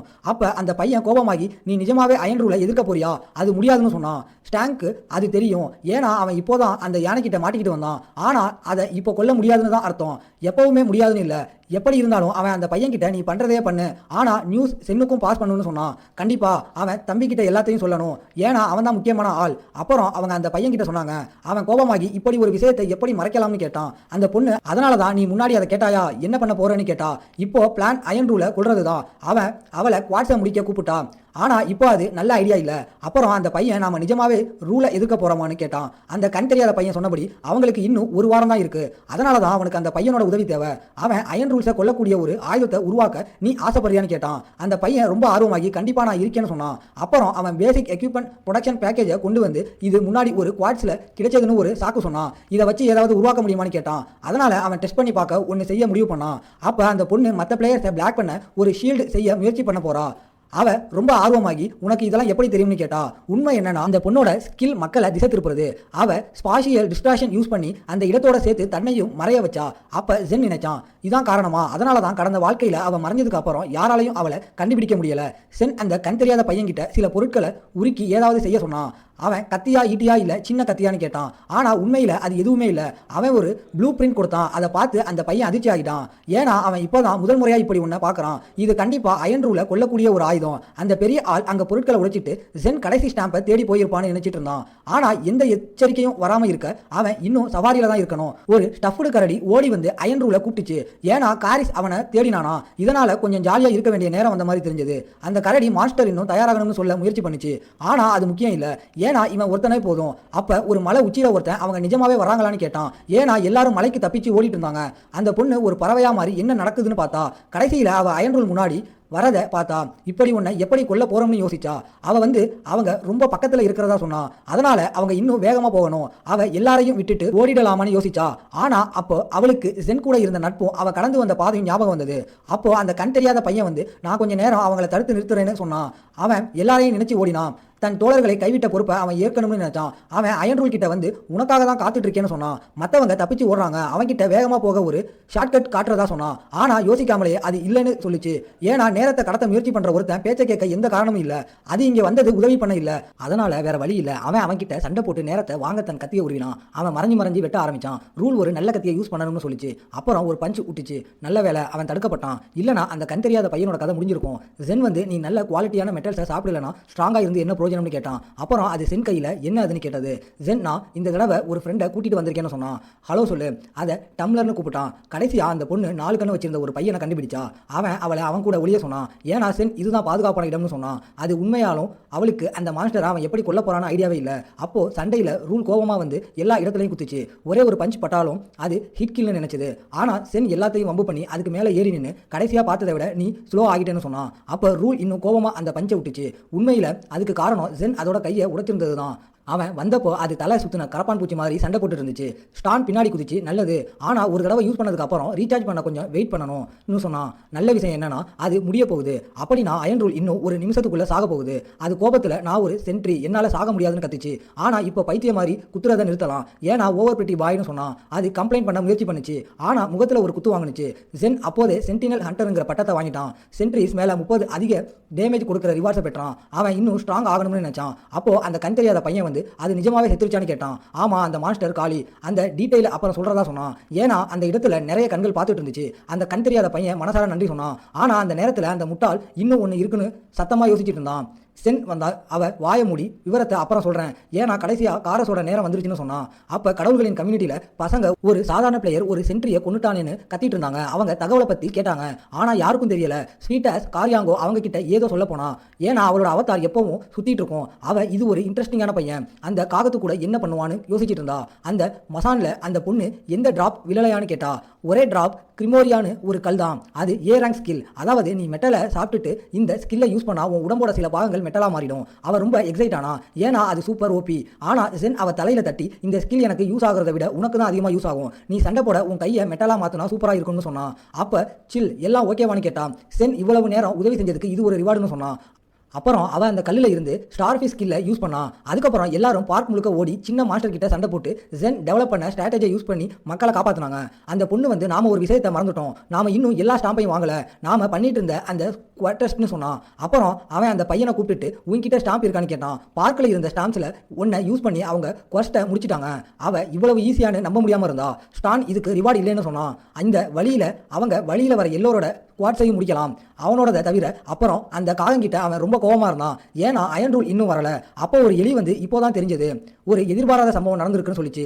அவன் மாஸ்டர் எல்லாரையும் கொண்டுட்டு இருக்கான்னு நினைச்சான். ஆனா அது இல்ல, அயன் ரூல் செத்துருச்சு. அப்போ அவன் சீரியஸ் ஆகி என்ன உளறன்னு கேட்டான். உண்மையிலேயே மாஸ்டருங்க இதை முன்னாடியே கவனிக்கல, ஏன்னா அவங்க பிளேயர்ஸோட சண்டை போட்டுட்டு இருந்தாங்க.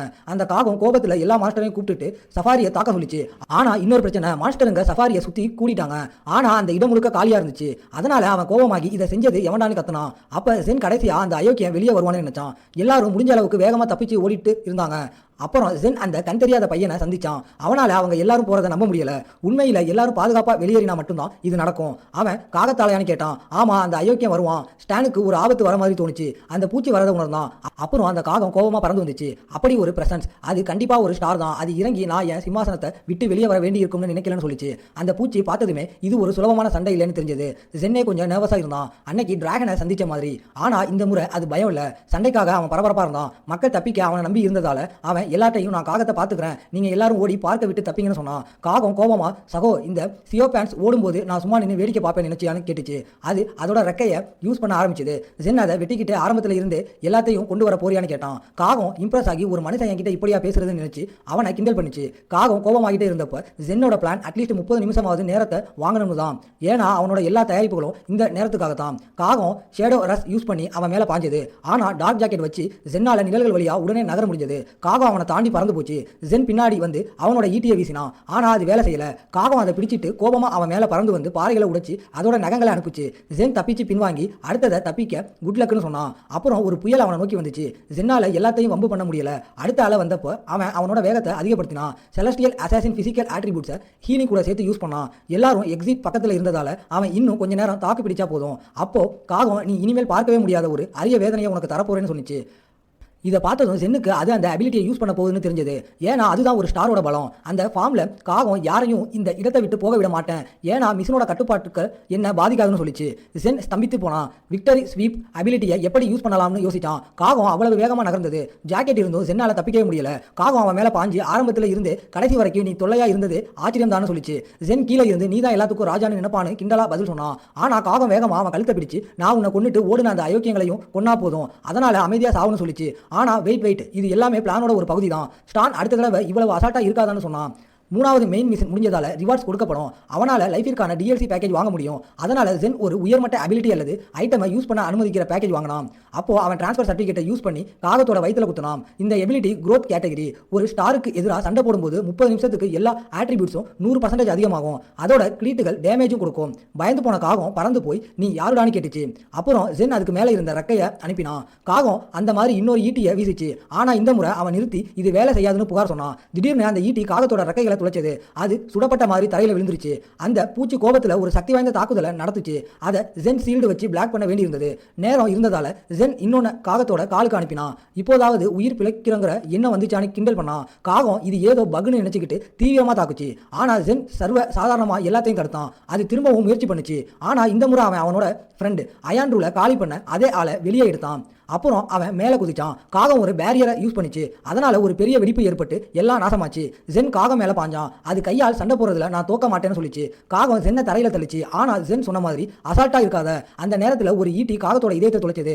அப்ப ஹையர் டைமென்ஷன் காகம் ஜிஎம்முக்கு பக் ரிப்போர்ட் அனுப்பிட்டு இருந்துச்சு. ஒரு பிளேயர் கிட்ட இவ்வளவு சுலபமா செத்து போன அந்த அயோக்கியனை அது திட்டிட்டு இருந்துச்சு. நான் அவன் கிட்ட இவ்வளவு அன்பா இருந்திருக்க கூடாது, அது ஜாலியா இருந்துச்சுன்னு நினைச்சது.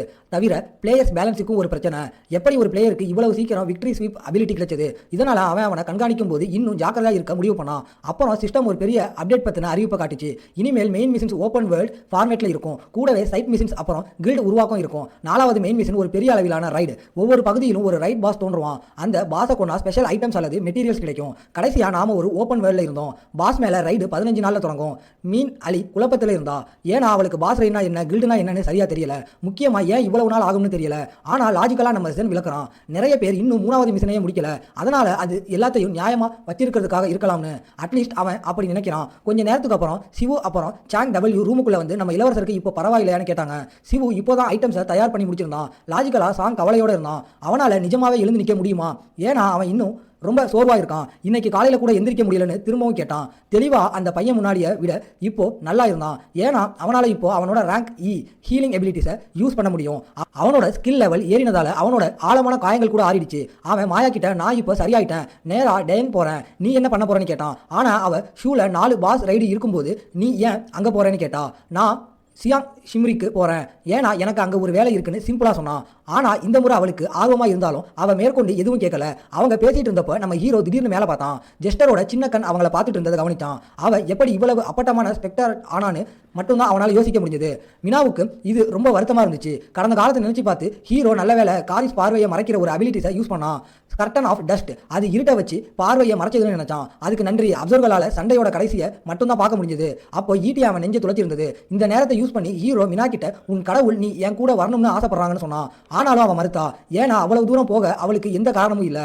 ஆனா ஜென் புத்திசாலியா நான் உனக்கு மட்டும் இல்லை மற்ற 2 பேருக்கும் ஜீவ் அப்புறம் சாங் டபிள்யூக்கும் ஒரு ப்ரொபோசல் வச்சிருக்கேன்னு சொன்னான். அப்புறம் அந்த குரூப் ஒன்று குடிச்சு நான் அதிகாரப்பூர்வமா ஒரு கில்ட் ஆரம்பிச்சதும் அதுல சேரதை பத்தி என்ன நினைக்கிறீங்கன்னு கேட்டான். அதாவது அந்த பையன் ஆள் சேர்த்துட்டு இருக்கான், ஒரு குரூப் ஃபார்ம் பண்ண அத்திவாரம் போடுறான். இந்த பையன் சூப்பரா இருக்கான். நம்ம மினாவுக்கு அந்த ஐடியா பிடிக்கல. சாங் எங்களால ஹீரோவுக்கு அவ்வளவு உதவியா இருக்க முடியாதுன்னு சொன்னான். சிவு மாதிரி இல்லாம அவன் கில்டுல சேர ரொம்ப ஆவலா இருந்தான். ஆனா ஜென் இடமறிச்சு நீங்க யோசிச்ச நேரம் எடுத்துக்கோங்க. அது மட்டும் இல்லாம சாய் இவ்வளவு மரியாதையா பேச தேவையில்லை, நீ உன் அண்ணன் கிட்ட பேசுற மாதிரி சாதாரணமாவே என்கிட்ட பேசலாம்னு சொன்னான். ஜென் யோசிச்சான். எதிர்காலத்துல சாய் பிளேயர்ஸை பெஸ்ட் கிராஃப்ட்மேன்ஸை வருவான். சாங் ஒரு அவதார் கூட ஒப்புற அளவுக்கு ஸ்ட்ராங்கா வளருவான். அது மட்டும் இல்லாம அவன்கிட்ட பெரிய சக்தி வாய்ந்த ஒரு அபூர்வ ஸ்கில் இருக்கு. அந்த சின்ன பையன் அந்த 2 பொட்டன்ஷியல்ஸ் கூட சேர்ந்து அவனோட யோசனைகளை கலைச்சி அவனோட சேர விரும்புறதா சொன்னான். ஒத்துக்கிட்டா பின்வாங்க முடியாதுன்னு அழுத்தி சொன்னான். இந்த நேரத்தை யூஸ் பண்ணி மீனா ஹீரோ கிட்ட எப்போ டேஞ்சனுக்கு கிளம்ப பிளான்னு கேட்டா. அவனுக்கு வீணடிக்க நேரம் இல்லை, அதனால உடனே கிளம்ப முடிவு பண்ணான். அதோட ஒரு கூட்டமான ட்ரெயின் லைனுக்கு ஒரு எபிக் டிரான்சிஷன். கண்டக்டர்கள் ஒருத்தர் நாம நேரா டேஞ்சன் ஸ்டேஜுக்கு தானே போக போறோம்னு அறிவிச்சிட்டு இருந்தாரு. ஆனா அந்த அறிவிப்பு திடீர்னு ஒரு சின்ன குரூப்பால தடப்படுது. கிரசன்ட் மூன் கில்டு இந்த ட்ரெயினை கண்ட்ரோல் எடுக்குதுன்னு கத்துனாங்க. ஆனால் அவங்க கற்பனை கூட பண்ணல அந்த கில்டையே ஜூ அங்கேயே இருப்பாளான்னு. இதே ட்ரெயினில் ஒரே ஒரு ஃப்ரெண்ட் கார் தான் இருந்துச்சு. நம்ம ஹீரோ ரிலாக்ஸாக உட்காந்துட்டு இருந்தான். அப்போ பின்னாடியில் இருந்து வர சத்தத்தை கேட்டான். ஒருவேளை மாஸ்டராக இருக்குமோன்னு யோசிக்க ஆரம்பிச்சான். ஆனால் பெரும்பாலான பயணிகள் பிளேயர்ஸ்ன்றதுனால அவங்களுக்கு அதை சமாளிக்க கஷ்டம் இருக்காது. அவனோட மிஷின் ரிவார்டை பற்றி தான் கவலையாக இருந்தான். ஏன்னா மற்ற எல்லாமே பிளாட்டினமாக இருந்துச்சு, இது மட்டும் சாதாரணமாக இருந்துச்சு. பாருங்க, உங்களுக்கு நல்ல விஷயமே கிடைச்சிட்டு இருந்தா சாதாரண ரிவார்டு பாராட்ட மறந்துடுவீங்க. ரிவார்டு இ ரேங்க் ஸ்கில் ஹண்டர்ஸ் இன்ட்யூஷன், அதை வச்சு பக்கத்தில் இருக்கிற மாஸ்டரோட தடயங்கள் வழியா அது எங்க இருக்குன்னு தோராயமா உணர முடியும். ஆனா அது நம்ம ஹீரோவுக்கு ரொம்ப குழப்பமா இருந்துச்சு. ஆனா அவனால ஒன்றும் பண்ண முடியாது. எப்படி இருந்தாலும் காகத்தை கொன்னதுக்கு கிடைச்ச ரிவார்டு மிஷின் ரிவார்டு விட அதிகமா இருந்துச்சு. இதை யோசிச்சுட்டு அவன் என்ன கிடைச்சதுன்னு பார்க்க முடிவு பண்ணான். மொத்தமா 4 விஷயம் இருந்துச்சு. அதுல 2 இன்னும் ரிவீல் ஆகல. உடம்போட புது ஸ்டார் ஆனதுக்கு அவனுக்கு டஸ்ட் கர்டைன் அப்புறம் க்ரோஸ் ஐஸ் ஸ்கில்ஸ் கிடைச்சது. மற்ற 2ம் இன்னும் மறைஞ்சே இருந்துச்சு. ஏன்னா அவன்கிட்ட போதுமான டிவினிட்டி இல்லை. அவனுக்கு அதிக டிவினிட்டி வந்ததும் அந்த ஸ்கில்ஸை அவன் ஆக்சஸ் பண்ணலாம். க்ரோஸ் ஐஸ் ஸ்கில்ஸை உத்து பார்த்தா அதை வச்சு ஒரு எனர்ஜி காகத்தை உருவாக்கலாம். அதை கண்காணிப்புக்கு யூஸ் பண்ணலாம். எத்தனை காகத்தை உருவாக்கலாம், பரப்பலான்னு எந்த லிமிட்டும் இல்லை. ஆனால் எவ்வளவு உருவாக்குறானோ அவ்வளவு கண்ட்ரோல் பண்ணுறது கஷ்டம். இது அவனோட பர்சனல் வெர்ஷன் அப்சர்வர் மாதிரி. 2வது ஸ்கில் டஸ்ட் கர்டைன். இது காரிஸ் யூஸ் பண்ண அதே எபிலிட்டி. இது அவனை இருட்டில் மறைக்கும். சிம்பிள் ஆனால் யூஸ்ஃபுல். யூஸ் பண்ணுறவங்களை பொறுத்து இது மாறும் போல. காரிஸ் கிட்ட இந்த ஸ்கில் பெரிய புகமூட்டத்தை உருவாக்குச்சு. ஆனால் டிஸ்கிரிப்ஷன் படி இது நம்ம ஹீரோவை இருட்டில் மட்டும்தான் மறைக்குது. ஆனால் அவன் ரொம்ப இம்ப்ரெஸ் ஆனது ஒரு சாதாரண ஸ்டாரை தோற்கடிச்சதுக்கே அவனுக்கு டிவினிட்டி கிடைச்சதுல தான்.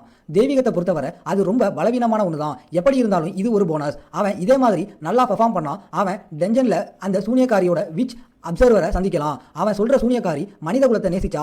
ஆனா எல்லாரும் சென்னுக்காக சாகணும்னு ஆசைப்பட்டா. அதே நேரத்தில் அவங்க வாழணும்னு ஆசைப்பட்டா.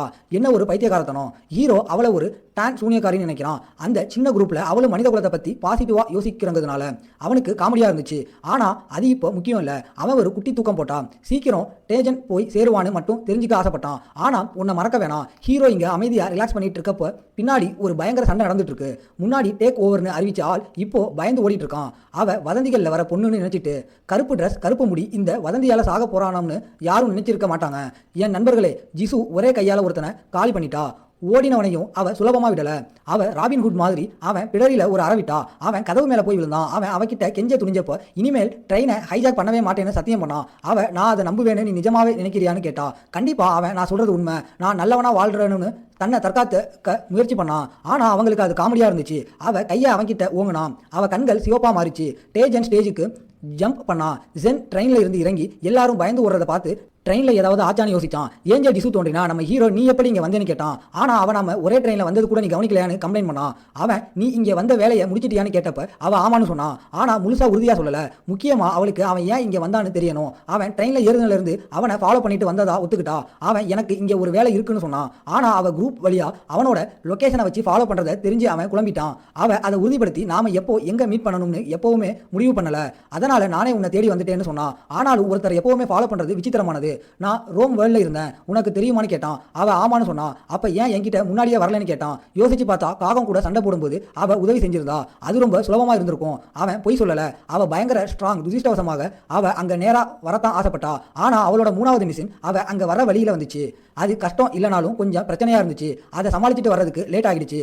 என் நண்பர்களே, அவளோட ஞாபகம் அவ ஒரே ஆளா அவளோட மேட்ச் வச்சு நிறைய பேரை கொன்னதுதான். அவன் பரவாயில்ல, நான் டேஞ்சனுக்கு ரைட் பாஸை கொல்ல வந்தேன்னு சொன்னான். அவ இந்த பதிலை எதிர்பார்த்துட்டு இருந்தா. ஜென் குழம்பி போனா. ஃபேரின் சோல்ல 2 பாஸ் தான் இருக்கும்போது நான் ஏன் இங்க வந்தேன்னு நீ கேட்கலன்னு. ஆனா மினா மாதிரி இல்லாம அவன் சந்தேகத்துக்கு இடமா நடந்துக்கிறதுக்கு பழகிட்டா. அவன் நான் செக்ஸ் பண்ண போனேன்னு சொன்னான். கூட அவ ஒன்றும் சொல்லியிருக்க மாட்டான். அவளுக்கு தன் மேல நல்ல அபிப்பிராயம் இருக்கா இல்ல கெட்ட அபிப்பிராயம் இருக்கான்னு அவனுக்கு நிஜமாவே தெரியல. நாம எங்க போறோம்னு அவ கேட்டப்ப ஜென் நாம டூண்டனுக்கு போறோம், நான் உனக்கு வழியில விவரத்தை சொல்றேன்னு சொன்னான். திரும்பவும் ஷின்ராம் சூல மினா பாஸை தேடி அலைஞ்சிட்டு இருந்தா. கரெக்டான லொகேஷனை சொல்லாத அயோக்கியன்னு சென்னை திட்டிட்டு இருந்தா. அதாவது ஹீரோ அவகிட்ட ஒரு பேப்பரை கொடுத்து ஷின்ராம்ல எங்கேயாவது ஒரு ஃபாரின் இடத்தையும் அவனோட மகளையும் கண்டுபிடின்னு சொல்லியிருந்தான். என்ன ஒரு பிராங்க்ஸ்டர். மோசமா அவன் அதை வரைஞ்சு கொடுத்தான். அது போட்டோ கூட இல்ல. அந்த ஏரியா வழியா நடந்து போனப்ப ஒரு இடத்துல பொருட்கள் கொஞ்சம் உடைஞ்சு கிடக்கிறத கவனிச்சா. ஏதோ மாஸ்டர் எல்லாத்தையும் நாசம் பண்ண மாதிரி. இன்ஸ்டிங்ஸா திடீர்னு வந்த ஒரு ஓனாய அவ வம்பு பண்ணா. அவளுக்கு தெரியும் ஒரே அடியில அதை கொல்லலைனா அவ காலி. ஏன்னா அதுங்க ரொம்ப சீக்கிரம் ரீஜெனரேட் ஆகிடும். அவ தாக்குறதுக்கு முன்னாடி ஒரு கான்கிரீட் துண்டு அந்த ஓனாய் மேல வீசப்பட்டு அது தள்ளி விழுந்துச்சு. அதை வீசினது ஒரு மஞ்சள் முடி வச்ச ஆள். கூட ஹூடி போட்ட ஒரு சின்ன குழந்தை இருந்துச்சு. அவன் மினாவை கூப்பிட்டு இங்க நிக்கிறது ஆபத்துன்னு சொன்னான். உடனே அவ தேடிட்டு இருந்தது இவங்களதான்னு அவளுக்கு புரிஞ்சது. பக்கத்துல போய் நன்றி சொன்னான். அந்த மஞ்சள் முடியால் நாங்க உதவி செய்யணும், நீ என்ன ஸ்டோன் த்ரோயர்னு கூப்பிடலாம்னு சொன்னான். அவன் பக்கத்துல இருந்த சின்ன பொண்ணு அவ அப்பாவை திட்ட ஆரம்பிச்சா. நீங்க என்ன அசிங்கப்படுத்துறீங்கன்னு. அது மட்டும் இல்லாம நம்ம பாரிட்வே மிஸ்டிக்கு உதவியே தேவையில்லைன்னு சொன்னான். ஸ்டோன் த்ரோயர் மற்றவங்க கிட்ட அப்படி நடந்துக்க கூடாது, மினாவுக்கு உதவி தேவை, இல்லைனாலும் ஒரு சாதாரண மாணவி கையை அழுக்காக நாம விடக்கூடாதுன்னு சொன்னான். மறுபடியும் அந்த பொண்ணு நிறைய அப்சர்வர்ஸ் மினாவை பார்க்கறதால அவர் ரொம்ப ஸ்ட்ராங்கா இருக்கணும்னு சொன்னான். மினாவோட மைண்ட்ல அவங்க 2 பேரும் ஹீரோ சொன்ன மாதிரி இருக்காங்கன்னு நினைச்சிட்டு இருந்தா. விதியை பத்தி சாக்கு சொல்லி அவங்க பேரை கேட்டா. அவங்க லூக் டெய்லர், அப்புறம் சின்ன பொண்ணு லின்னு அறிமுகப்படுத்திக்கிட்டாங்க. மினா, நான் கொஞ்சம் நேரம் உங்களை ஃபாலோ பண்ணிட்டு வரலாமான்னு கேட்டா. கவனிச்சதுல லூக் ஒரு கான்கிரீட் ஸ்லாப்பை பேப்பர் ஏரோப்ளேன் மாதிரி வீசுறதை வச்சு அவன் ஒரு பிளேயரா இருக்கணும்னு முடிவு பண்ணான். ஆனா லின் கண்டிப்பா விசித்திரமா இருந்தா. லூக் ஒன்னா போகலாம்னு சம்மதிச்சான். ஆனா அவ பொண்ணு நம்மளை விட ஸ்ட்ராங்கா இருக்கிற ஒருத்தருக்கு நாம ஏன் உதவி பண்ணணும்னு கேள்வி கேட்டுக்கிட்டே இருந்தா. அவங்க சண்டை போட்டுட்டு இருந்தப்போ மினா சென்னுக்கு மெசேஜ் அனுப்ப இந்த வாய்ப்பை யூஸ் பண்ணா. நீங்க தேடின ஆளுங்க நான் கண்டுபிடிச்சிட்டேன்னு சொன்னா. ஜென் இருக்கிற இடத்துல பல சோல்ஜர் சுத்தி நடந்து ஏதோ பூச்சி அல்லது அசாதாரணமான விஷயத்தை தேடிட்டு இருந்தாங்க. ஜூசு காலப்போக்கில் சமூகம் மீண்டு வந்துடும்னு நான் கேள்விப்பட்டேன். இந்த சோல்ஜரோட ஒத்துழைப்பை பார்க்கும்போது அது உண்மையா இருக்கலாம்னு தோணுதுன்னு சொன்னா. ஆனா நம்ம ஹீரோ நாம ஓப்பன் வேலை இருக்கிறதால மிஷினை மட்டும் நம்பி அவங்களால போக முடியும்னு நான் நினைக்கலன்னு சொன்னா. ஒரு சோல்ஜர் அவங்க கிட்ட வந்து நீங்க பிளேயர்ஸ் ஆனு கேட்டான். அவங்க ஆமான்னு சொன்னதும் அவங்க பேர் ஐடென்டிஃபிகேஷன் நம்பர் கேட்டான். எல்லா பிளேயர்ஸ் பத்தின தகவலையும் பதிவு செய்ய சொல்லி ஆர்டர் வந்ததா சொன்னான். ஜென்னுக்கு இது சுத்த முட்டாள்தனம். அவன் அதை கேவலமா நினைச்சதால ஜுசு கிட்ட அந்த பில்டிங்குக்கு ஓட முடியுமான்னு கேட்டான். அவன் முடியும்னு சொன்னதும் ஓட தயாராக ஆரம்பிச்சா. அந்த பாவம் சோல்ஜர் மறுபடியும் கேட்க முயற்சி பண்ணான். ஏன்னா அது அவன் வேலை. ஆனா அவங்க 2 பேரும் ஓட ஆரம்பிச்சு அவன் பார்வையிலிருந்து மறைஞ்சிட்டாங்க. பில்டிங் மேல அந்த ஏஞ்சல் நாம ஏன் இங்க ஏறினோம், ஒருவேளை பாஸோட பொசிஷனை பார்க்கவா, இல்ல அது எப்படி இருக்குன்னு பார்க்கவான்னு கேட்டா. அதுக்கு தான். ஆனா அவன் அதோட சின்ன ஃப்ரெண்ட்ஸ் யாருன்னு தெரிஞ்சுக்க ஆசைப்பட்டான். அவன் ஐஸ் ஆஃப் த ரேவன் ஸ்கில்லை யூஸ் பண்ணான். அவனோட நிழல்ல இருந்து ஒரு காக கூட்டம் வெளியே வந்துச்சு. அந்த காகங்கள் அவனை சுத்தி வட்டமிட்டு ஆரம்பிச்சது. ஜுசு இந்த காட்சியை பார்த்து இம்ப்ரெஸ் ஆயிட்டா. அவன் கிட்ட இப்படி ஒரு அபிலிட்டி இருக்கும்னு அவ எதிர்பார்க்கல. அவன் நிஜமாவே ஒரு சர்ப்ரைஸ் பாக்ஸ். காகங்கள் ஏரியாவை தேடும்போது நாமும் ஸ்டேட்டஸ் பார்க்கலாம்னு கேட்டான்.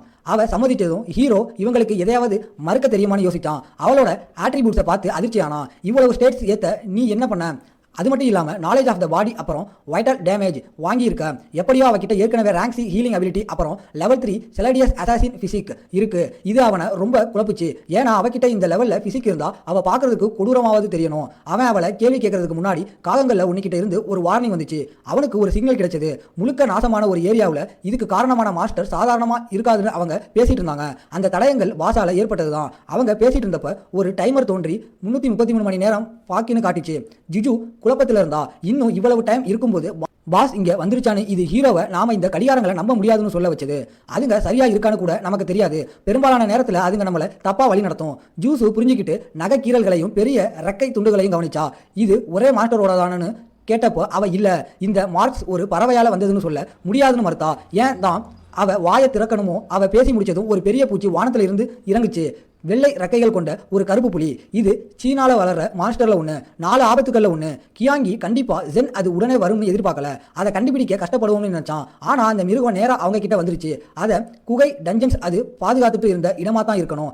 ஏன்னா இவ்வளவு பெரிய புலி ஒளியறதுக்கு அது ஒண்ணுதான் பெரிய இடம். இதோட ஒரு சிஸ்டம் மெசேஜ் வந்துச்சு. Main mission number 4 one god of destruction. அவங்க கனவுல கூட நினைக்க முடியாத ஒரு பூச்சி தோற்கடிக்கணும். அது மொத்த நகரத்தையும் அழிச்சிருக்கிறதுக்கு முன்னாடி நிறுத்தணும். இது ரேங்க் சி கஷ்டம். ஜுஜு நிஜமாவே நாம 2 பேர் மட்டும்தான் இந்த சூசைட் ஆஃப் டைகர் எதிராக சண்டை போட போறோமான்னு கேட்டா.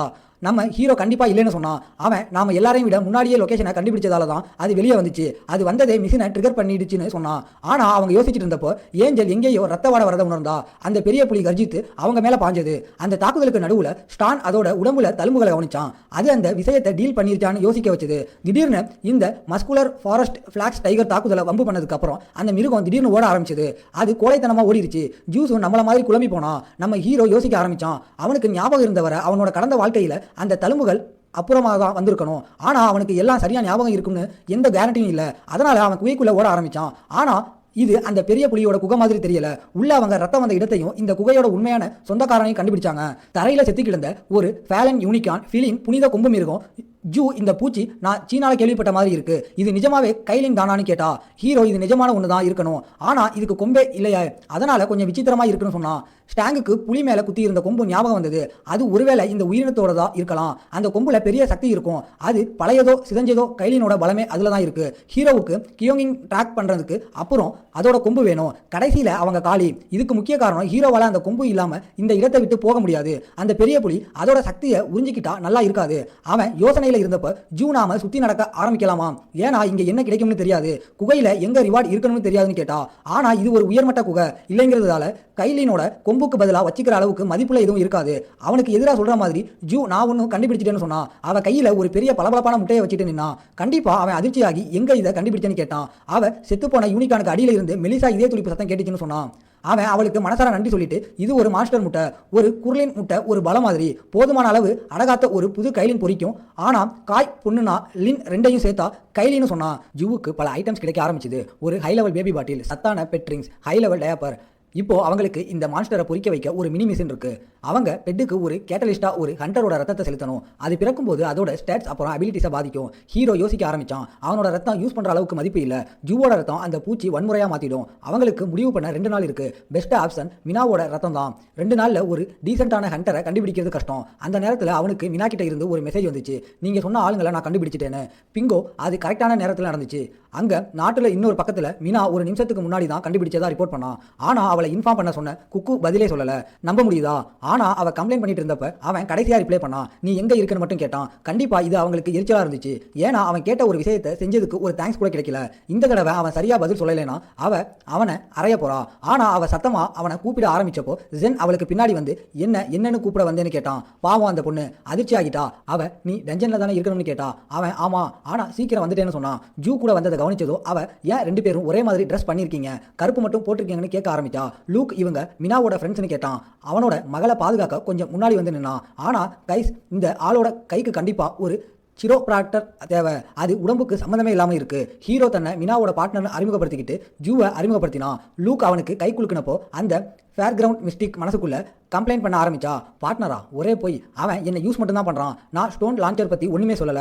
ஆனா அவனுக்கு ஏற்கனவே பேர் தெரிஞ்சிருக்கு. அவ கம்ப்ளைண்ட் பண்றதுக்கு நடுவுல ஜென் அவ பேரை கூப்பிட்டான். அவ என்கிட்ட வேற ஏதாவது வேலை வாங்க போறான்னு நினைச்சா. ஆனா அவன் சிம்பிளா அவகிட்ட ஒரு மித்ரல் துண்டை காட்டினான். தேங்க்ஸ் கிஃப்ட் கொடுக்கலாம்னு பிளான் பண்ணேன். ஆனா உனக்கு வேணாம் போலன்னு சொன்னான். அவ குதிக்க ஆரம்பிச்சு எனக்கு கண்டிப்பா வேணும். அது என்னன்னு கேட்டா இந்த மித்ரில் அவ சாப்பிட்டா உதவும். அவ அதை வாங்கிட்டு ஒரு மூலையில வைக்கப்பட்டப்போ ஜூ நாம மற்ற எதையும் பண்றதுக்கு முன்னாடி முட்டையை பொறிக்க வைக்க வேணாமான்னு கேட்டா. அதுதான் முக்கியங்கிறதால ஜென் லின்னை கூப்பிட்டு அந்த முட்டையை ஒரு பீஸ்ட் முட்டையா காட்டினான். அது ஒரு புனித மிருகத்தோட முட்டை.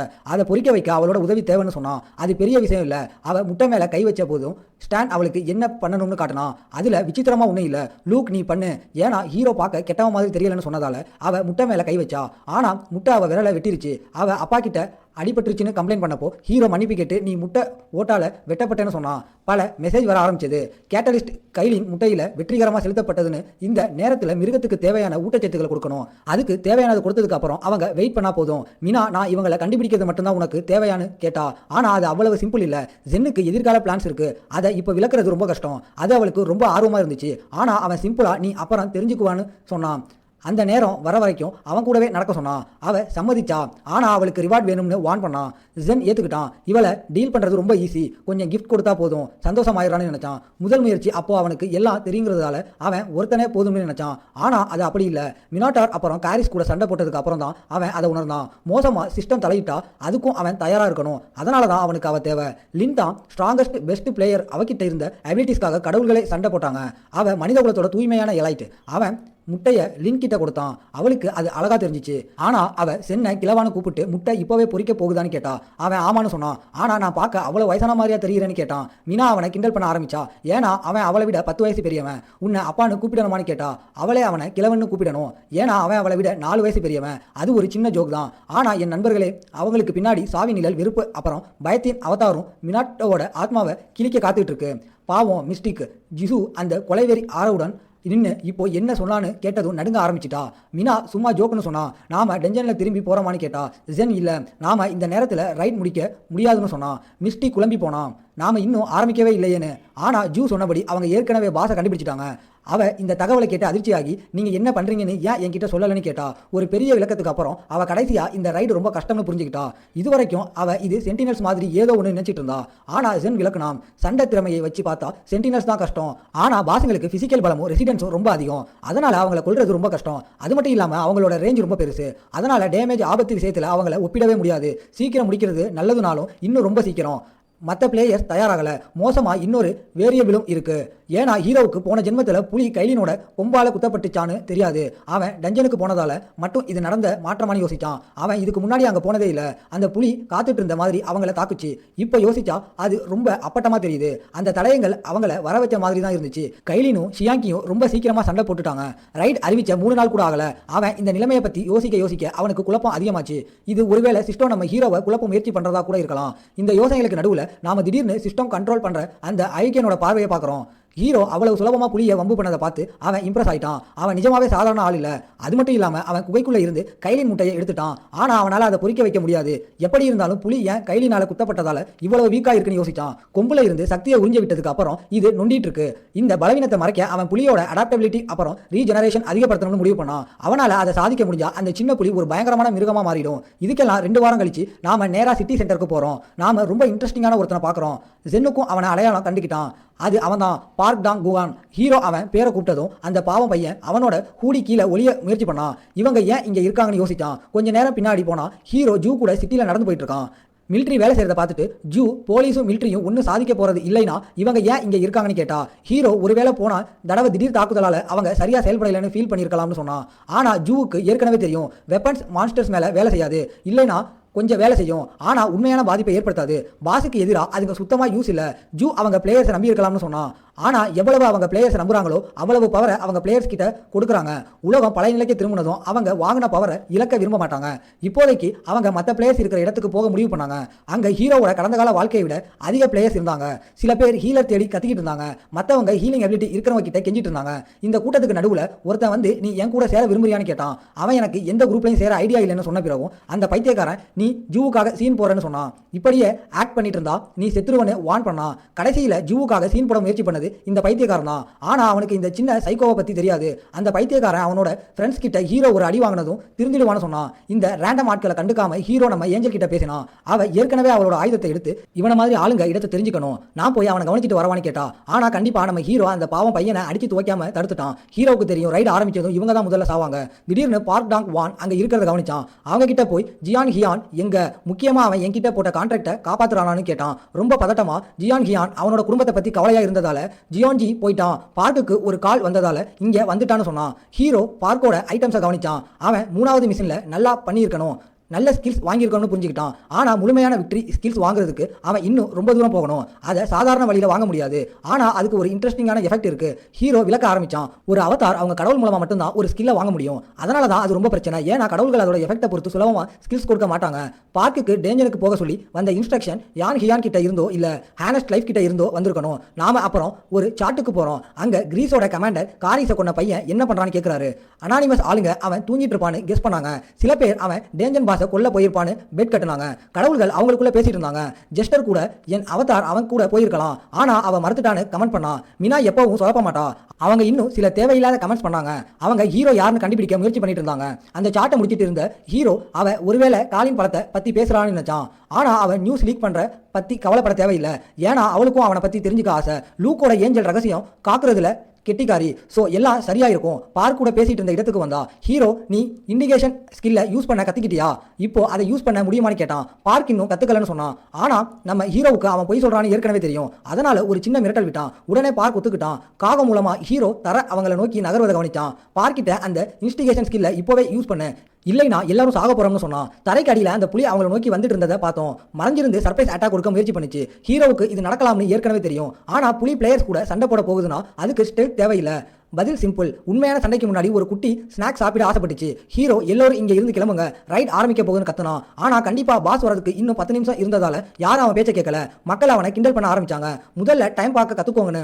ஹீரோ நீங்க நகரலைனா எல்லாரும் சாவிங்கன்னு திரும்பவும் வான் பண்ணான். அவங்களுக்குள்ள பேசிட்டு வார்னிங்க கண்டுக்காம இருந்தப்ப ஹீரோ பார்க்கிட்ட உன் அபிலிட்டியை யூஸ் பண்ண போறியான்னு கேட்டான். ஆனா அவனோட அபிலிட்டி அவ்வளவு சுலபமா யூஸ் பண்றது இல்ல. அதுக்கு ஒரு ட்ரிகர் தேவை. அவன் மக்கள் மனநிலையை புரிஞ்சுக்கிட்டு அவங்க மேல யூஸ் பண்ணணும். இல்லைனா அது வெறும் ஹிப்னாசிஸ் தான், உண்மையான இன்டிகேஷன் இல்ல.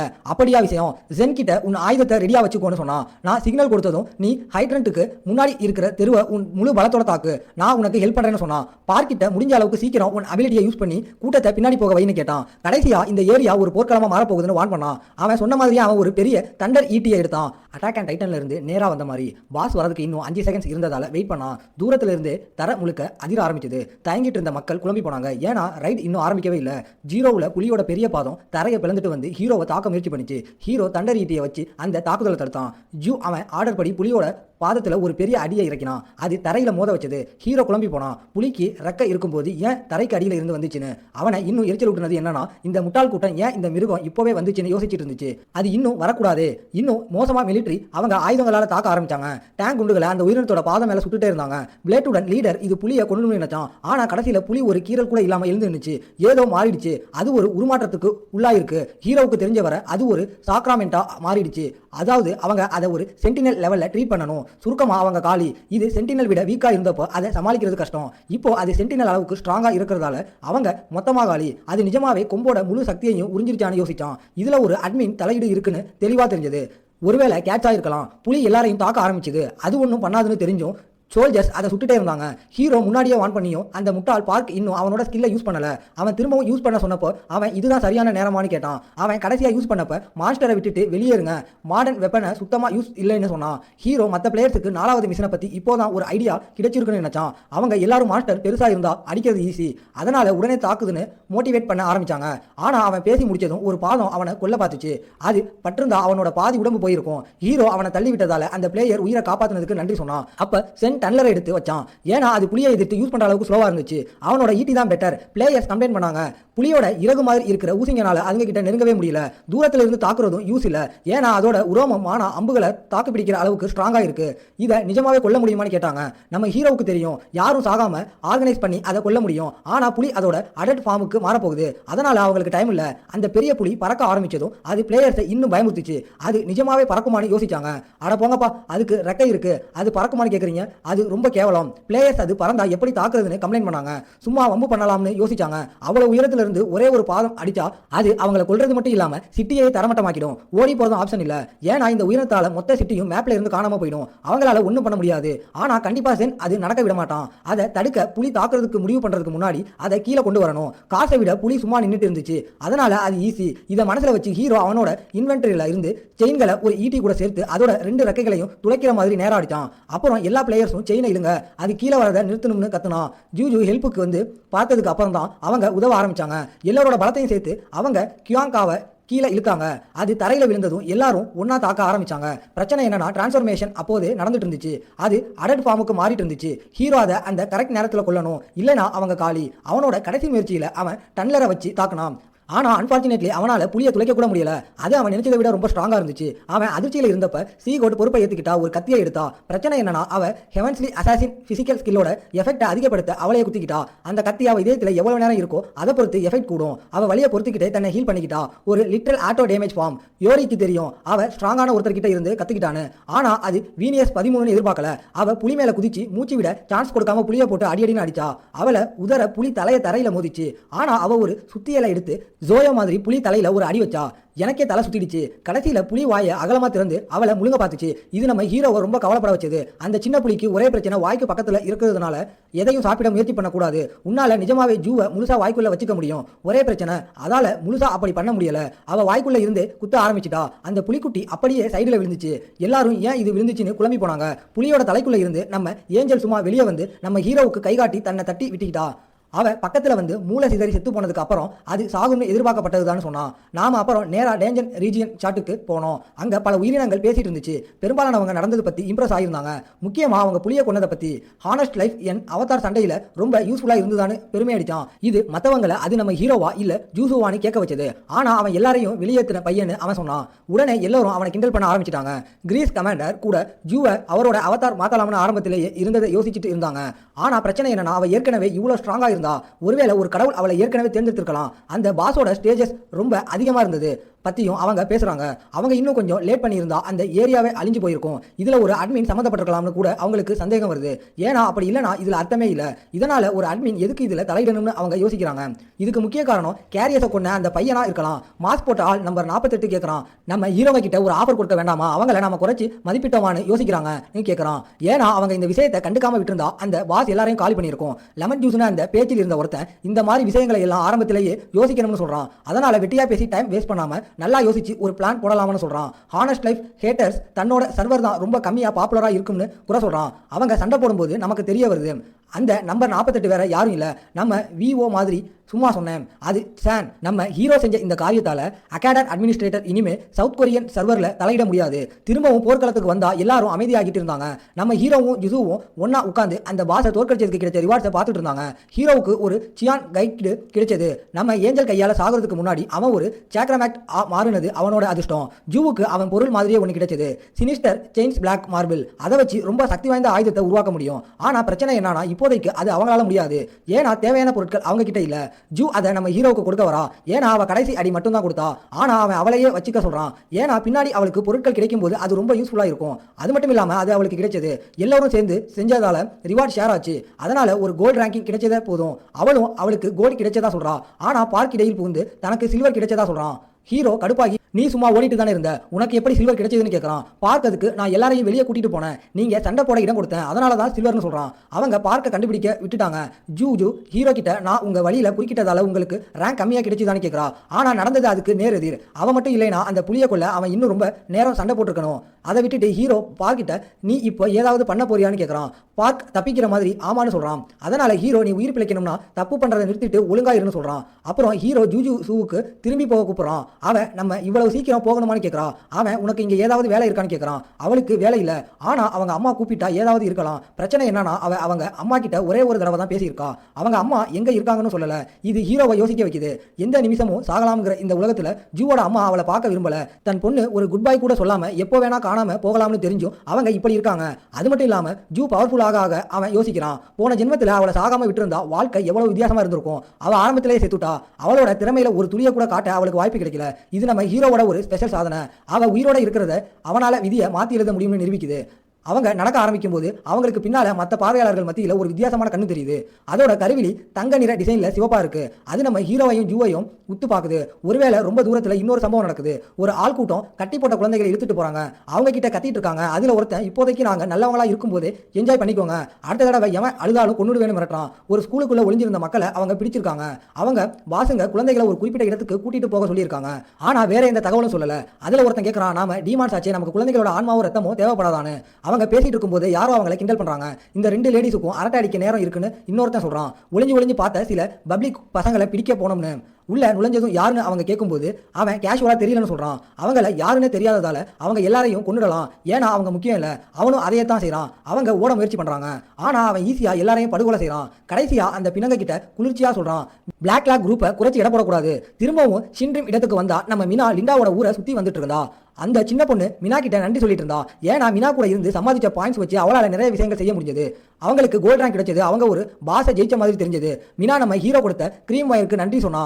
ஆனா லின்னுக்கு அவங்க அப்பாவோ மினாவோ அடிபட்டுடுவாங்களோன்னு பயமா இருந்துச்சு. மினா எல்லாம் என் கண்ட்ரோல்ல இருக்கு, கவலைப்பட ஒண்ணு இல்லைன்னு பெருமை அடிச்சிட்டு இருக்கும்போது லின் கவனம்னு கத்துனா. அந்த எச்சரிக்கையால அவ ஒரு வம்பு பண்ணிட்டா. தப்பிச்ச உடனே அவ திரும்பி அந்த அயோக்கிய மூஞ்சிலேயே ஒரு குத்து விட்டா. அவன் பின்னாடி போய் விழுந்தான். பார்த்தா இவங்க அந்த குழந்தைகளை கடத்துற குரூப்பை சேர்ந்தவங்க.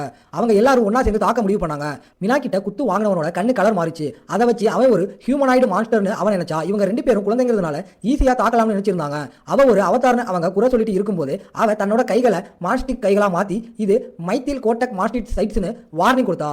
அடுத்த சீன்ல அவங்களோட ஆயுதங்களையும் அந்த முட்டாள்களையும் துண்டு துண்டா வெட்டி வீசுறா. பெரிய பொண்ணை அடிக்க முடியாததால அவங்க எல்லாரும் சேர்ந்து சின்ன பொண்ணை தாக்க முடிவு பண்ணாங்க. மினா அவளை காப்பாத்த டெஸ்பரேட்டா ஓட ஆரம்பிச்சா. ஆனா அவளால டைமுக்கு போக முடியல. ஆனாலும் லின் எல்லா தாக்குதல்களையும் அசால்ட்டா வம்பு பண்ண ஆரம்பிச்சா. இதை பயன்படுத்திக்கிட்டு மினா தன்னை தாக்கின எல்லாரையும் இரக்கமே இல்லாம அடிச்சு துவச்சா. கேவலமா அடி வாங்கின அப்புறம் அவங்க எல்லாரும் எல்லாத்தையும் போட்டுட்டு ஓட ஆரம்பிச்சாங்க. மினா லின்னுக்கு ஒன்னும் ஆகாததுக்கு நன்றி சொன்னா. ஆனா இதை எப்படி செஞ்சேன்னு கேட்டா. லின் சும்மா உங்க மூமெண்ட்ஸை காப்பி அடிச்சேன்னு சொன்னா. லின் நல்லா இருக்கிறதால அதை இப்போதைக்கு கண்டுக்காம மினா அந்த ஆட்களோட ரத்தம் கருப்பா இருந்ததை கவனிச்சா. ஜென் அன்னைக்கு திரும்பி வரதால இதை அவன்கிட்ட காட்டலாம்னு பிளான் பண்ணான். ஹீரோ வந்ததும் மினா நடந்த எல்லாத்தையும் சொன்னான். எப்படி அந்த கேவலமான குரூப் தன்னை தாக்குச்சுன்னு, முக்கியமா அந்த கருப்பு ரத்தத்தை பத்தி சொன்னான். அவங்களை வெட்டும் போதெல்லாம் சாதாரண ரத்தத்துக்கு பதிலாக கருப்பு திரவம் மட்டும் தான் வெளியே வந்துச்சு. ஸ்டான் இந்த நிலைமையை யோசிச்சான். ஏன் அவங்க இந்த 2 பொண்ணுங்களையும் குறி வச்சாங்க? அவங்க பிளாக் குரூப்பை சேர்ந்தவங்களா இருக்கலாம், அவங்க டிமாண்ட்ஸோட ஆட்களா இருக்கலாம்னு முடிவு பண்ணான். ஆனா அவங்க இப்போதைக்கு அமைதியா இருந்திருக்கணும். ஏன்னா அவங்களோட முன்னணி பட இன்னும் சின்னது, அவங்க செயல்படுத்துறதுக்கு இது பாதுகாப்பான நேரம் இல்ல. ஆனா கிம் ஜுவானோட குரூப் அங்க இனிமேல் ஆக்டிவா இல்லாதனால தான் இதுன்னு சந்தேகப்பட்டான். அவனோட போன ஜென்மத்தில் கிம்மோட குரூப் இந்த பிளாக் குரூப் வளர்றதுக்கு கொஞ்சமும் இடம் கொடுக்கல. ஆனா இந்த ஜென்மத்தில் கிம்மோட குரூப் மொத்தமா அழிஞ்சு போனதால பிளாக் குரூப்புக்கு செல்வாக்கு அதிகமாயிடுச்சு.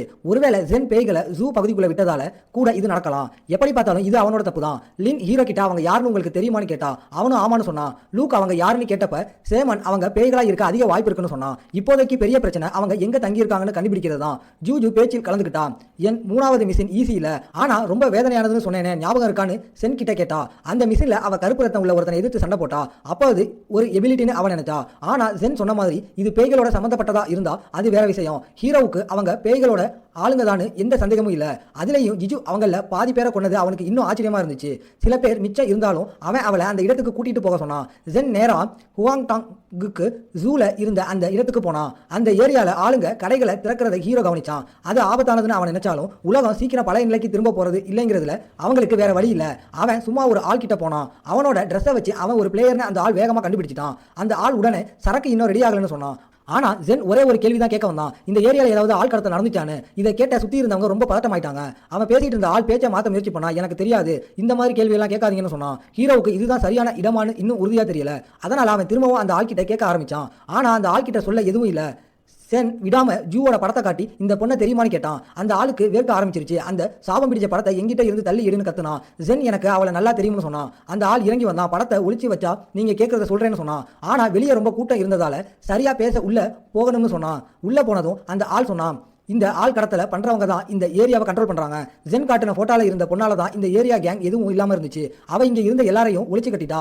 ஜூஜு இங்க என்ன பண்ணிட்டு இருந்தான்னு ஹீரோவுக்கு இப்பதான் புரிஞ்சுது. அவ எப்படி இதுல எல்லாம் மாட்டினான்னு அவனுக்கு தெரியல. ஆனா அவ எல்லா கேங்கையும் ஒளிச்சதால பிளாக் குரூப் இங்க வந்து குடியேறி இந்த ஏரியாவை ஆதிக்கம் செலுத்த ஆரம்பிச்சிட்டாங்க. அந்த ஆள் தொடர்ந்து சொன்னான், அவங்க கொஞ்ச நாளா குழந்தைகளை கடத்த ஆரம்பிச்சிருக்காங்க. இதை பத்தி வெளியே சொன்னா எல்லாரையும் கொண்டுடுவோம்னு மிரட்டுறாங்க. நம்ம ஹீரோ கடைசியா ஒரு முடிவுக்கு வந்தா இவ்வளவு குழந்தைகளை கடத்துறாங்கன்னா அவங்க ஒரே ஒரு விஷயத்தை தான் தேடி இருக்கணும். Mask of lament. ஹீரோ விளக்க ஆரம்பிக்கிறான். கடவுளுங்க மட்டும்தான் இந்த உலகத்தை ஒரு பொழுதுபோக்கா பயன்படுத்துறாங்கன்னு இல்ல, வேற சில சக்திகளும் இந்த உலகத்துக்குள்ள வந்திருக்கு. அவங்க தான் டீமன்ஸ். கடவுளுங்க விஷயத்துல அவங்க அதிகபட்சம் 2 பேரை கண்ட்ரோல் பண்ணுவாங்க.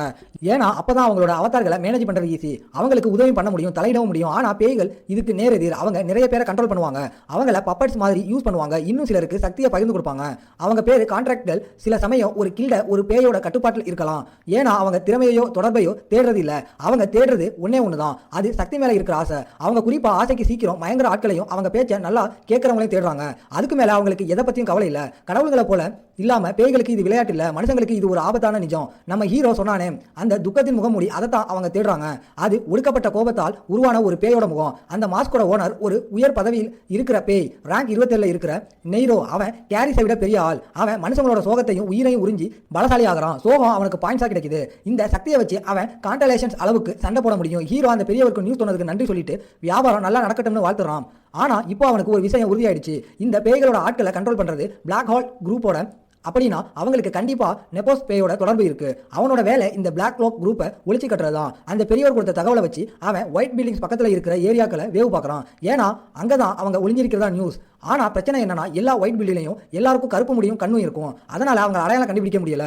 அவங்களோட முக்கியமான மாஸ்கை கண்டுபிடிக்க அவன் அவங்களோட தலைவனை கண்டுபிடிச்சு அவனை கொல்லணும். அவன் ஊருக்குள்ள நடந்து போகும்போது ஒரு பெரிய ஆள் கூட்டம் வந்து அவனை சுத்தி வளைக்குது. நீ என்ன தனியா சுத்திட்டு இருக்க, ஏதாவது குரூப்பானு கேக்குது. நம்ம ஹீரோ ஏற்கனவே சில பேய்களோட ஆட்களை கொண்டுட்டான். இந்த புதுசா வந்தவங்க நீ என்ன கிரசன்ட் மூன் கில்டான்னு கேட்கறாங்க. ஆனா அவனுக்கு அப்படி ஒரு கில்டு இருக்கிறதே தெரியாது.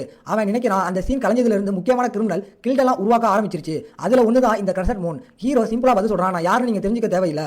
ஏன்னா உங்களை எவனும் இங்க இருந்து உயிரோட போக போறதில்ல. அவன் பேசி முடிச்சதும் அந்த ஆளுங்க கெட்ட வார்த்தை பேசி கடுப்பாக்குறாங்க. ஆனா அவன் ரேவன் ஐஸ் வச்சு அவங்க பார்வையை மறைச்சு ஈவு இறக்கமே இல்லாம தாக்க ஆரம்பிக்கிறான். எல்லாரையும் ஒரே நிமிஷத்துல காலி பண்றான். மிச்சம் இருந்தவங்க அவனை துரத்த ஆரம்பிக்கிறாங்க. ஆனா அவன் அவங்க மேல கவனம் செலுத்தல. அதுக்கு பதிலாக குழந்தைகளை எங்க ஒளிச்சு வச்சிருக்காங்கன்னு தேடுறான். ஆனா எதுவும் கிடைக்காததால முதல்ல இந்த ஆளுங்களை முடிச்சிட்டு அப்புறம் தேடலை தொடரலாம்னு முடிவு பண்றான். ஏன்னா இவங்க ரொம்ப வீக்கா அழுகி போன கறி மாதிரி தான் இருக்காங்க. அவனும் அதையே செய்யறான். ஹீரோ அங்க இருந்த எல்லாரையும் அசால்ட்டா காலி பண்றான். அடுத்த சீன்ல அவன் குழந்தைகள் அடைக்கப்பட்ட கூண்டை திறக்கிறத பாக்குறோம். ஒரு குழந்தை அழுதுட்டு இருக்கு. இன்னொரு குழந்தை எங்களை வேற இடத்துக்கு கூட்டிட்டு போறீங்களான்னு கேக்குது. உங்களை பிளேயரா மாத்துறோம்னு சொன்னாங்கன்னு சொல்லுது. ஆனா சாதாரண வழியில பிளேயரா மாற முடியாது. பாவம் அந்த குழந்தைகளுக்கு இது தெரியாது. ஏன்னா அவங்க இவங்களை பிளேயரா மாத்த போறது இல்ல. அந்த குழந்தைங்க அவங்கள போக சொல்லி கேக்குது. ஹீரோவும் அதையே தான் பிளான் பண்ணான். ஏன்னா நெபர் குரூப் மட்டும்தான் இதுல சம்மந்தப்பட்டிருக்குன்னு அவனுக்கு தெரியும். அவன் குழந்தைகளை வெளியே கூட்டிட்டு வந்து உங்களை கூட்டிட்டு வந்த எல்லா ஆட்களையும் நான் காலி பண்ணிட்டேன், அதனால இனிமே கவலைப்படாதீங்கன்னு சொல்றான். ஹீரோவுக்கு இவ்வளவு குழந்தைங்க பிளேயர்ஸா ஆகணும்னு ஆசைப்படுறது நினைச்சு ஆச்சரியமா இருக்கு. ஆனா அது இப்போ முக்கியம் இல்ல. அவங்களை காப்பாத்தினதுக்கு அப்புறம் அவன் தன்னோட முக்கிய இலக்கு மேல கவனம் செலுத்தலாம்னு நேரா 7வது மாடிக்கு அந்த பிரான்ச் மேனேஜர் இருக்கிற இடத்துக்கு போறான். அங்க போனதும் அந்த ஆள் முன்னாடி ஒரு சின்ன ரூம்ல சுத்திலும் கூண்டுகளோட இருக்கான். அதுல இன்னும் குழந்தைங்க இருக்கலாம். ரூமுக்கு நடுவுல அந்த மாஸ்க் இன்னொரு கூண்டுக்குள்ள பூட்டி வைக்கப்பட்டிருக்கு. அவன் அந்த மாஸ்கை பார்த்துட்டு இருக்கும்போது அவனோட ஆள் ஒருத்தன் பிரச்சனைன்னு கத்திக்கிட்டே வரான். ஹாங்டாங் பிரான்ச் அழிஞ்சு போச்சான். அந்த ஆள் பதட்டமாகி யார் இந்த வேலையை செஞ்சதுன்னு கேட்கறான். அந்த ஆள் சொல்றான், அது ஒரு குரூப் இல்ல, ஒரே ஒரு ஆள் தான். செக்யூரிட்டி கேமராவை பார்த்தப்ப கருப்பு ட்ரெஸ்ல ஜென் மட்டும் தெரிஞ்சான். ஆனா அவங்களால உறுதியா சொல்ல முடியல.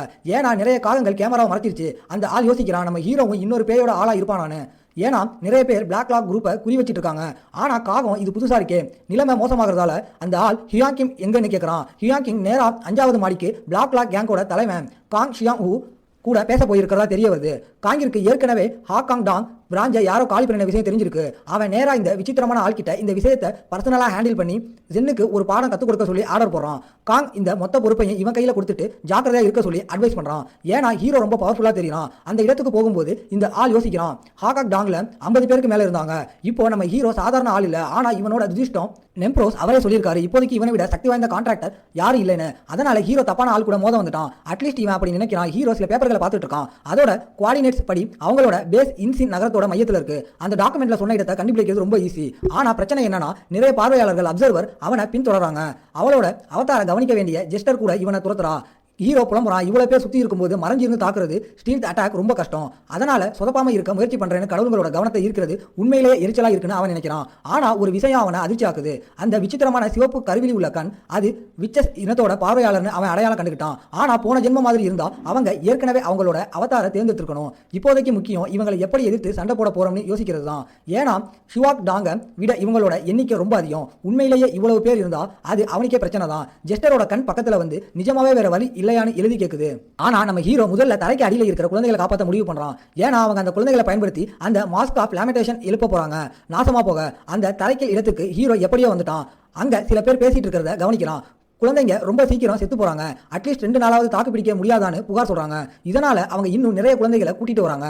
ஏன்னா ஷுவாக் டாங் பிரான்ச் அழிஞ்சு போச்சு. ஹீரோ ஒருவேளை நாம வர்றதுக்கு லேட் ஆயிடுச்சுன்னா யோசிக்கிறான். தொடர்ந்து அந்த ஆளுங்க புலம்புறதை கேட்கறான். இந்த பிணங்களை இங்கேயே போடலாமான்னு கேட்கறாங்க. ஆனா அவங்களுக்கு எதுவும் தெரியல. ஏன்னா வழக்கமா கமாண்டர் சிஞ்சுன் தான் இதையெல்லாம் அப்புறப்படுத்துவாராம். ஹீரோ இப்படி ஒருத்தன் போன ஜென்மத்துல இருந்தானு யோசிக்கிறான். ஆனா அவனுக்கு அந்த பேர்ல யாரும் ஞாபகம் இல்ல.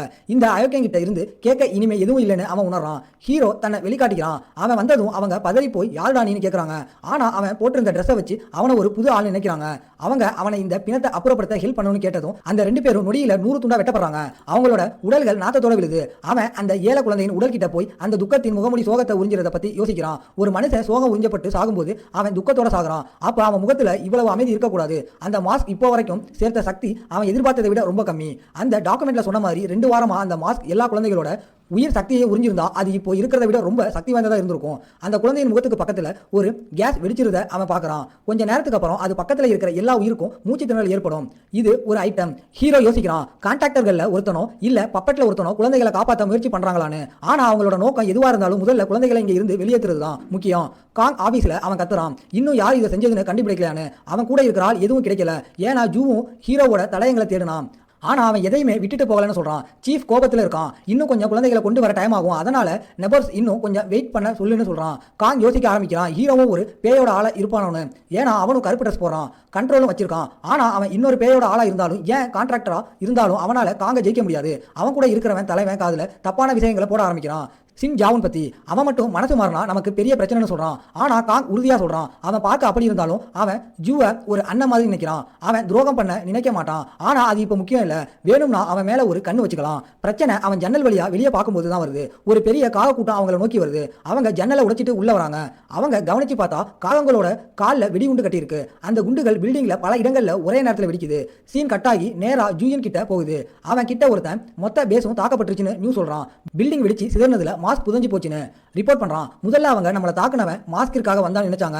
ஆனா அவன் குழந்தைகளை மட்டும் கூட்டிட்டு போயிட்டு மாஸ்கை அப்படியே விட்டுட்டான். ஒருவேளை அந்த மாஸ்க் ஒரு கடவுள் கூடவோ பேய் கூடவோ கனெக்ட் ஆயிருந்தா அதை யாராலும் அழிக்க முடியாதுன்னு அவனுக்கு தெரிஞ்சிருக்கலாம். ஜவுன் புலம்புறான். காங் அவ்வளவு ஈஸியா செத்திருக்க வாய்ப்பே இல்லை. ஏன்னா அவன் ஒரு டீமன் கான்ட்ராக்டர். ஆனா அவன் கான்ட்ராக்டரா இருந்தாலும் அவனோட உடம்பு மனுஷ உடம்பு தான். கடைசியா ஜூன் கிட்ட பேசிட்டு இருந்தவனுக்கு விஷயம் புரியுது. அவன் சொல்றான், கொஞ்ச காலத்துக்கு முன்னாடி காகங்களின் நட்சத்திரம் ஸ்டார் ஆஃப் த கிரவுஸ் மாறிடுச்சு.